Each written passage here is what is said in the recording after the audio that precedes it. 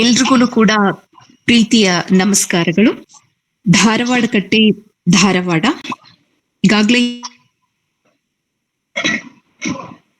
ಸಾಹಿತ್ಯ ಮತ್ತು ಸಾಂಸ್ಕೃತಿಕ ಸ್ವಾಯತ್ತ ಸಂಸ್ಥೆಯಾಗಿ ಬೆಳೀತಾ ಇರುವಂತ ಒಂದು ಸಂಸ್ಥೆ.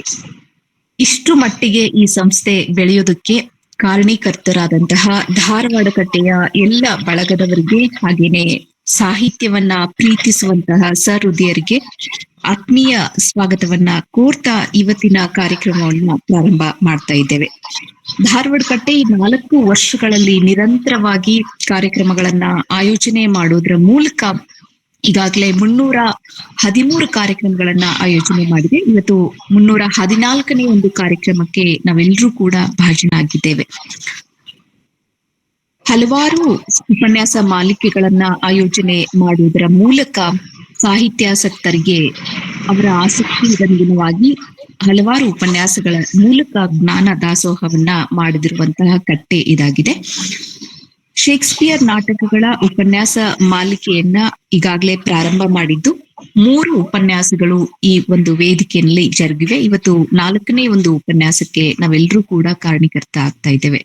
ಶೇಕ್ಸ್ಪಿಯರ್ನ ಹೆನ್ರಿ 5ನೇ ಹೆನ್ರಿ ನಾಟಕದ ಕುರಿತಾಗಿ ಮಾತನಾಡ್ಲಿಕ್ಕೆ ಅಂತ ನಾವು ಕೇಳ್ಕೊಂಡಾಗ ಬಹಳ ಪ್ರೀತಿಯಿಂದ ನಮ್ಮ ಕರೆಯನ್ನ ಒಪ್ಕೊಂಡು ಇವತ್ತು ಈ ವೇದಿಕೆಯಲ್ಲಿ ಡಾಕ್ಟರ್ ಶಿವಪೂಜಿ ಕೋಟೆಯವರು, ಇಂಗ್ಲಿಷ್ ಸಹ ಪ್ರಾಧ್ಯಾಪಕರು, ಮಹಾರಾಣಿ ಕ್ಲಸ್ಟರ್ ವಿಶ್ವವಿದ್ಯಾಲಯ ಬೆಂಗಳೂರು ಸರ್ ಇದ್ದಾರೆ. ಸರ್, ತಮ್ಗೆ ಧಾರವಾಡ ಕಟ್ಟೆಯ ಬಳಗದವರೆಲ್ಲರ ವತಿಯಿಂದ ಆತ್ಮೀಯ ಸ್ವಾಗತವನ್ನ ಕೋರ್ತೀವಿ. ಸ್ವಾಗತ sir. Thank you very much, madam. Thank you very much for the introduction. Sir, ಒಂದ್ 2 ನಿಮಿಷ ಸರ್. ಹಾಗೇನೆ ಈ ಕಾರ್ಯಕ್ರಮದ ಅಧ್ಯಕ್ಷತೆಯನ್ನ ವಹಿಸಿರುವಂತಹ ಪ್ರೊಫೆಸರ್ ಬಸವರಾಜ್ ಡ್ರೋನೂರ್, ಮಾನ್ಯ ನಿರ್ದೇಶಕರು, ಅಧ್ಯಯನಾಂಗ, ಕರ್ನಾಟಕ ಕೇಂದ್ರೀಯ ವಿಶ್ವವಿದ್ಯಾಲಯ ಕಲಬುರಗಿ, ಅವ್ರಿಗೂ ಕೂಡ ಆತ್ಮೀಯ ಸ್ವಾಗತವನ್ನ ಕೋರ್ತೇನೆ. ಹಾಗೆ ಇಲ್ಲಿ ನಡೆದಿರುವಂತಹ ಎಲ್ಲ ಹಿರಿಯರಿಗೆ, ಮಾಧ್ಯಮದವರಿಗೆ ಆತ್ಮೀಯ ಸ್ವಾಗತ.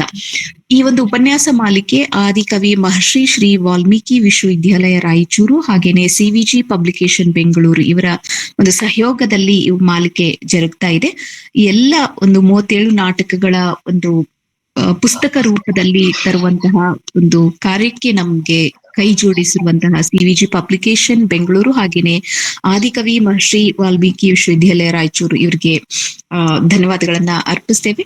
ಇವತ್ತಿನ ಉಪನ್ಯಾಸಕರಾಗಿ ನಮ್ಮೊಟ್ಟಿಗೆ ಇರುವಂತಹ ಡಾಕ್ಟರ್ ಶಿವಪೂಜಿ ಕೋಟಿಯವರು ವೃತ್ತಿಯಲ್ಲಿ ಇಂಗ್ಲಿಷ್ ಸಹ ಪ್ರಾಧ್ಯಾಪಕರು, ಪ್ರವೃತ್ತಿಯಿಂದ ಒಬ್ಬ ಸಂಘಟಕರಾಗಿ ABRMS ಒಂದು ವೇದಿಕೆಯಲ್ಲಿ ಕಾರ್ಯದರ್ಶಿಯಾಗಿ ಹಲವಾರು ಕಾರ್ಯಕ್ರಮಗಳನ್ನ ರಾಷ್ಟ್ರೀಯ ಅಂತಾರಾಷ್ಟ್ರೀಯ ಒಂದು ಮಟ್ಟದ ವಿಚಾರ ಸಂಕಿರಣಗಳನ್ನ ಆಯೋಜನೆ ಮಾಡುವಲ್ಲಿ ಮಹತ್ವದ ಒಂದು ಕಾರ್ಯವನ್ನ ಕೈಗೆತ್ತಿರುವಂತವರು. ಸಂಶೋಧನೆಯಲ್ಲೂ ಕೂಡ ಅಷ್ಟೇ ಆಸಕ್ತಿಯನ್ನ ಹೊಂದಿದಂತ ಶ್ರೀಯುತರು ಹಲವಾರು ರಾಷ್ಟ್ರೀಯ ಅಂತಾರಾಷ್ಟ್ರೀಯ ಸಮ್ಮೇಳನಗಳಲ್ಲಿ, ವಿಚಾರ ಸಂಕಿರಣಗಳಲ್ಲಿ ತಮ್ಮ ಸಂಶೋಧನಾ ಲೇಖನಗಳನ್ನ ಮಂಡಿಸಿದ್ದಾರೆ. ಇಂಥ ಮಹನೀಯರು ಇವತ್ತು ಶೇಕ್ಸ್ಪಿಯರ್ನ 5ನೇ ಹೆನ್ರಿ ನಾಟಕದ ಕುರಿತು ತಮ್ಮ ಮಾತುಗಳನ್ನ ಆಡ್ಲಿದ್ದಾರೆ. ಮೊದಲು ಸರ್ ಅವರು 60 ನಿಮಿಷಗಳ ವರೆಗೆ ತಮ್ಮ ಮಾತುಗಳನ್ನ ಆಡ್ತಾರೆ. ನಂತರದಲ್ಲಿ ಅಧ್ಯಕ್ಷರ ಕೆಲವು ಮಾತುಗಳು, ಅನಂತರ ಚರ್ಚೆಗೆ ಅವಕಾಶ ಇದೆ. ಅಲ್ಲಿವರೆಗೂ ಕೂಡ ನಾವೆಲ್ಲರೂ ಆಡಿಯೋ ವಿಡಿಯೋನ ಮ್ಯೂಟ್ ಮಾಡಿಕೊಂಡು ಕಾರ್ಯಕ್ರಮಕ್ಕೆ ಸಹಕರಿಸಬೇಕು ಅಂತ ಕೇಳ್ಕೊಳ್ತೇವೆ. ಮತ್ತೊಮ್ಮೆ ಸರ್ಗೆ ನಾನು ಸ್ವಾಗತವನ್ನ ಕೋರಿ ಅವರ ಮಾತುಗಳಿಗಾಗಿ ಈ ವೇದಿಕೆಯನ್ನ ಬಿಟ್ಕೊಡ್ತಾ ಇದ್ದೀನಿ. Sir, please. Thank you madam. Thank you so much. Thank you so much for your introduction. ಮೊಟ್ಟ ಮೊದಲನೇದಾಗಿ ಅತ್ಯಂತ ಆತ್ಮೀಯರಲ್ಲಿ ಒಬ್ಬರಾದಂತ ಡಾಕ್ಟರ್ ಬಸವರಾಜ್ ಡ್ರೋನೂರ್ ಸರ್, ಮಾನ್ಯ ನಿರ್ದೇಶಕರು, ಅಧ್ಯಯನಾಂಗ, ಸೆಂಟ್ರಲ್ ವಿಶ್ವವಿದ್ಯಾಲಯ ಕಲಬುರಗಿ ಅವರಿಗೆ ನಮನಗಳನ್ನ ಸಲ್ಲಿಸುತ್ತಾ ನನ್ನನ್ನ ಮತ್ತೆ ಧಾರವಾಡದ KCD ಮೆಟ್ಲುಗಳಿಗೆ ನೆನೆಸಿ, ಅನೇಕ ಪ್ರೊಫೆಸರ್ ಅನ್ನ ನೆನೆಸಿ, ಮತ್ತೆ ಹೆನ್ರಿ 5ನ್ನ ಓದುವಂಗೆ ಮಾಡಿದಂತ ಬಸವರಾಜ್ ಸರ್ಗೆ ಮೊಟ್ಟ ಮೊದಲೇದಾಗಿ ನಾನು ಕೃತಜ್ಞತಾಪೂರ್ವಕ ಧನ್ಯವಾದಗಳನ್ನ ಅರ್ಪಿಸ್ತೇನೆ. ಅದೇ ರೀತಿಯಾಗಿ ಧಾರವಾಡ ಕಟ್ಟೆ ಬಳಗದ ಡಾಕ್ಟರ್ ವಿಜಯಲಕ್ಷ್ಮಿ ದಾನರೆಡ್ಡಿ ಅವರು ಮತ್ತೆ ಎಲ್ಲ ಪದಾಧಿಕಾರಿಗಳಿಗೆ ಮೊಟ್ಟ ಮೊದಲೇದಾಗಿ ನನಗೆ ಅವಕಾಶ ಕೊಟ್ಟಿದ್ದಕ್ಕಾಗಿ ತುಂಬ ಹೃದಯದ ಧನ್ಯವಾದಗಳನ್ನ ಅರ್ಪಿಸ್ತೇನೆ. ಅದೇ ರೀತಿಯಾಗಿ ಈ ಧಾರವಾಡ ಕಟ್ಟೆ ಒಂದು ಸಾಂಸ್ಕೃತಿಕ ಸಾಹಿತ್ಯ ಹಬ್ಬಕ್ಕೆ ಅಭಿರುಚಿಯನ್ನ ಪ್ರತಿ ಸಲವೂ ತೋರಿಸಿಕೊಂಡು ಸಾಹಿತ್ಯಾಸಕ್ತರಾಗಿ ಇಲ್ಲಿ ಭಾಗವಹಿಸ್ತಿರುವಂತಹ ಎಲ್ಲ ಹಿರಿಯ ಸಾಹಿತ್ಯಾಸಕ್ತರಿಗೆ, ಸಹಪಾಠಿಗಳಿಗೆ, ಸ್ನೇಹಿತರಿಗೆ ಮತ್ತು ಸಾಹಿತ್ಯದ ವಿದ್ಯಾರ್ಥಿಗಳು, ಪ್ರೊಫೆಸರ್ಸ್ ಅಲ್ಲದೇ ಇರೋರು ಕೂಡ ಇದರಲ್ಲಿ ಜಾಯಿನ್ ಆಗಿರೋರು ಇದ್ದಾರೆ. ಅವ್ರಿಗೂ ಕೂಡ ನಾನು ಮೊಟ್ಟ ಮೊದಲನೇದಾಗಿ ತುಂಬ ಹೃದಯದ ನಮಸ್ಕಾರಗಳನ್ನ ತಿಳಿಸಿ, ಇವತ್ತು ಶೇಕ್ಸ್ಪಿಯರ್ ಬರೆದಿರುವಂತ ಹೆನ್ರಿ ಫಿಫ್ತ್ ನಾಟಕದ ಒಂದು ಸಣ್ಣ ಪರಿಚಯವನ್ನ ಮಾಡಕ್ಕೆ ನಾನು ಪ್ರಯತ್ನವನ್ನ ಪಡ್ತೀನಿ. ಯಾಕೆ ಅಂತಂದ್ರೆ 5 ಅಂಕಗಳಲ್ಲಿ ಬಹಳ ದೃಶ್ಯಗಳಲ್ಲಿ ಇರುವಂತ ಈ ನಾಟಕವನ್ನ 1 ಗಂಟೆನಲ್ಲಿ ನಾನು ಸಮರ್ಪಕವಾಗಿ ನಿಮ್ಗೆಲ್ರಿಗೂ ಉಣಬಡಿಸ್ತೀನಿ ಅನ್ನುವಂತ ಒಂದು ಹುಚ್ಚು ನಂಬಿಕೆಯಲ್ಲಿ ನಾನಿಲ್ಲ. ಯಾಕೆ ಅಂತಂದ್ರೆ ಶೇಕ್ಸ್ಪಿಯರ್ ನಾಟಕಗಳನ್ನ KCD ನಲ್ಲಿ ನಮ್ಮ ಪ್ರೊಫೆಸರ್ಗಳಾದಂತ ಪ್ರೊಫೆಸರ್ KS ನಾರಾಯಣಾಚಾರ್ ಸರು, US ಕುಲಕರ್ಣಿ ಸರು, ಆಮೇಲೆ ಬಳುಂಡಿಗೆ ಮೇಡಮು, ವೀಣಾ ಶಾಂತೇಶ್ವರ್ ಮೇಡಮು, ಇವರೆಲ್ಲರೂ ಸಾಹಿತ್ಯ ಆಸಕ್ತಿಯನ್ನು ತುಂಬಿದಂಥವ್ರು ಮಾಡಿದಾಗ ನೆನಪಿಸ್ಕೊಂಡಾಗ ನನಗೆ ಒಂದು ಸಂತೋಷ ಆಗುತ್ತೆ. ಅದಕ್ಕಾಗಿ ಒಂದು ಸಣ್ಣ ಪ್ರಯತ್ನವನ್ನ ಇಲ್ಲಿ ಮಾಡ್ತೀನಿ. ಮೊಟ್ಟ ಮೊದಲನೇದಾಗಿ ನಾನು ಈ ಮಾತಿನ ಭಾಗವನ್ನು ಯಾವ ರೀತಿಯಾಗಿ ಮಾಡ್ಕೊಂಡಿದ್ದೀನಿ ಅಂದ್ರೆ, ಮೊದಲನೇದಾಗಿ ಶೇಕ್ಸ್ಪಿಯರ್ ಬಗ್ಗೆ ಕಿರು ಪರಿಚಯ, ಅದಾದ ನಂತರ ಶೇಕ್ಸ್ಪಿಯರ್ ಬರೆದಿರುವಂತ ನಾಟಕದ ಒಂದು ಸಣ್ಣ ಹಿನ್ನೆಲೆ ಹೆನ್ರಿ ಫಿಫ್ತ್, ಅದ್ರ ಜೊತೆಗೆ ಶೇಕ್ಸ್ಪಿಯರ್ ನಾಟಕದಲ್ಲಿ ಬರುವಂತ ಈ ಹೆನ್ರಿ ನಾಟಕದ ಒಂದು ಪಾತ್ರ ಪರಿಚಯ, ಅದರ ಸಂಕ್ಷಿಪ್ತ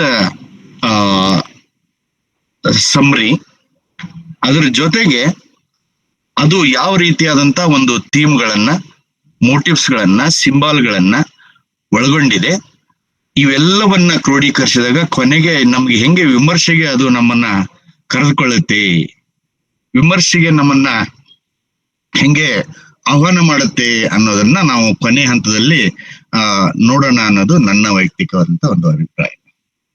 ಪ್ರಪಂಚದಲ್ಲಿ ಬಹುಶಃ ಸಾಹಿತ್ಯ ಆಸಕ್ತರಿಗೆ ಎಲ್ರಿಗೂ ಮನೆ ಮಾತಾಗಿರುವಂತ ನಾಟಕಕಾರ William Shakespeare. William Shakespeare Stratford on Avon ಅನ್ನುವಂತ ಸ್ಥಳದಲ್ಲಿ ಹುಟ್ಟಿ ಈಗ ಆ ಸ್ಥಳ ಯಾತ್ರಾ ಸ್ಥಳವಾಗಿ ಮಾರ್ಪಾಡಾಗಿದೆ. ಈ ಮಾರ್ಪಾಡಾಗಿರುವಂತ ಈ ಸ್ಥಳ ಇದು ಮಧ್ಯ ಇಂಗ್ಲೆಂಡ್ ನಲ್ಲಿರುವಂತ ಒಂದು ಸಣ್ಣ ಊರು. ಇದು ಕುಗ್ರಾಮವೇನಲ್ಲ, ಆದ್ರೆ ಶೇಕ್ಸ್ಪಿಯರ್ನ ಕಾಲದಲ್ಲಿ ಅಲ್ಲೇ ಸುಮಾರು 2000 ಜನಸಂಖ್ಯೆ ಇತ್ತು ಅನ್ನೋದು ಇತಿಹಾಸದ ಮೂಲಕ ತಿಳಿದು ಬರುತ್ತೆ. ಆ ಊರಿನ ಬಗ್ಗೆ ಯಾಕೆ ಹೇಳ್ತೀನಿ ಅಂತಂದ್ರೆ, ಆ ಊರಿನಲ್ಲಿ ಇರುವಂತ, ಆ ಊರಿನಿಂದ ಸ್ವಲ್ಪ ದೂರದಲ್ಲೇ ಮುಂದೆ ಹೋದ್ರೆ ಶೇಕ್ಸ್ಪಿಯರ್ಗೆ 16ನೇ ಶತಮಾನದಲ್ಲಿ ಶೇಕ್ಸ್ಪಿಯರ್ಗೆ ಒಂದು 5-6 ನಿಮಿಷ ಮುಂದೆ ನಡೆದು ಹೋದ್ರೆ ಆ ಊರಿನ ಒಂದು ಜನಜಂಗುಳಿಯನ್ನ ಬಿಟ್ಟು ಹೋದ್ರೆ ಅಲ್ಲಿ ಪ್ರಕೃತಿಯ ಮಡಿಲನ್ನು ಅವನು ಸೇರ್ಕೋತಾನೆ. ಆ ಪ್ರಕೃತಿಯ ಮಡಿಲಲ್ಲಿ ಅವನಿಗೆ ಆದಂತ ಅನುಭವವನ್ನ, ಬಾಲ್ಯ ಜೀವನದಲ್ಲಿ ಆದಂತ ಅನುಭವವನ್ನ ನಾವು ಅವನ ಅನೇಕ ನಾಟಕಗಳಲ್ಲಿ ಇಲ್ಲಿ ಸಾಕ್ಷೀಕರಿಸಬಹುದು.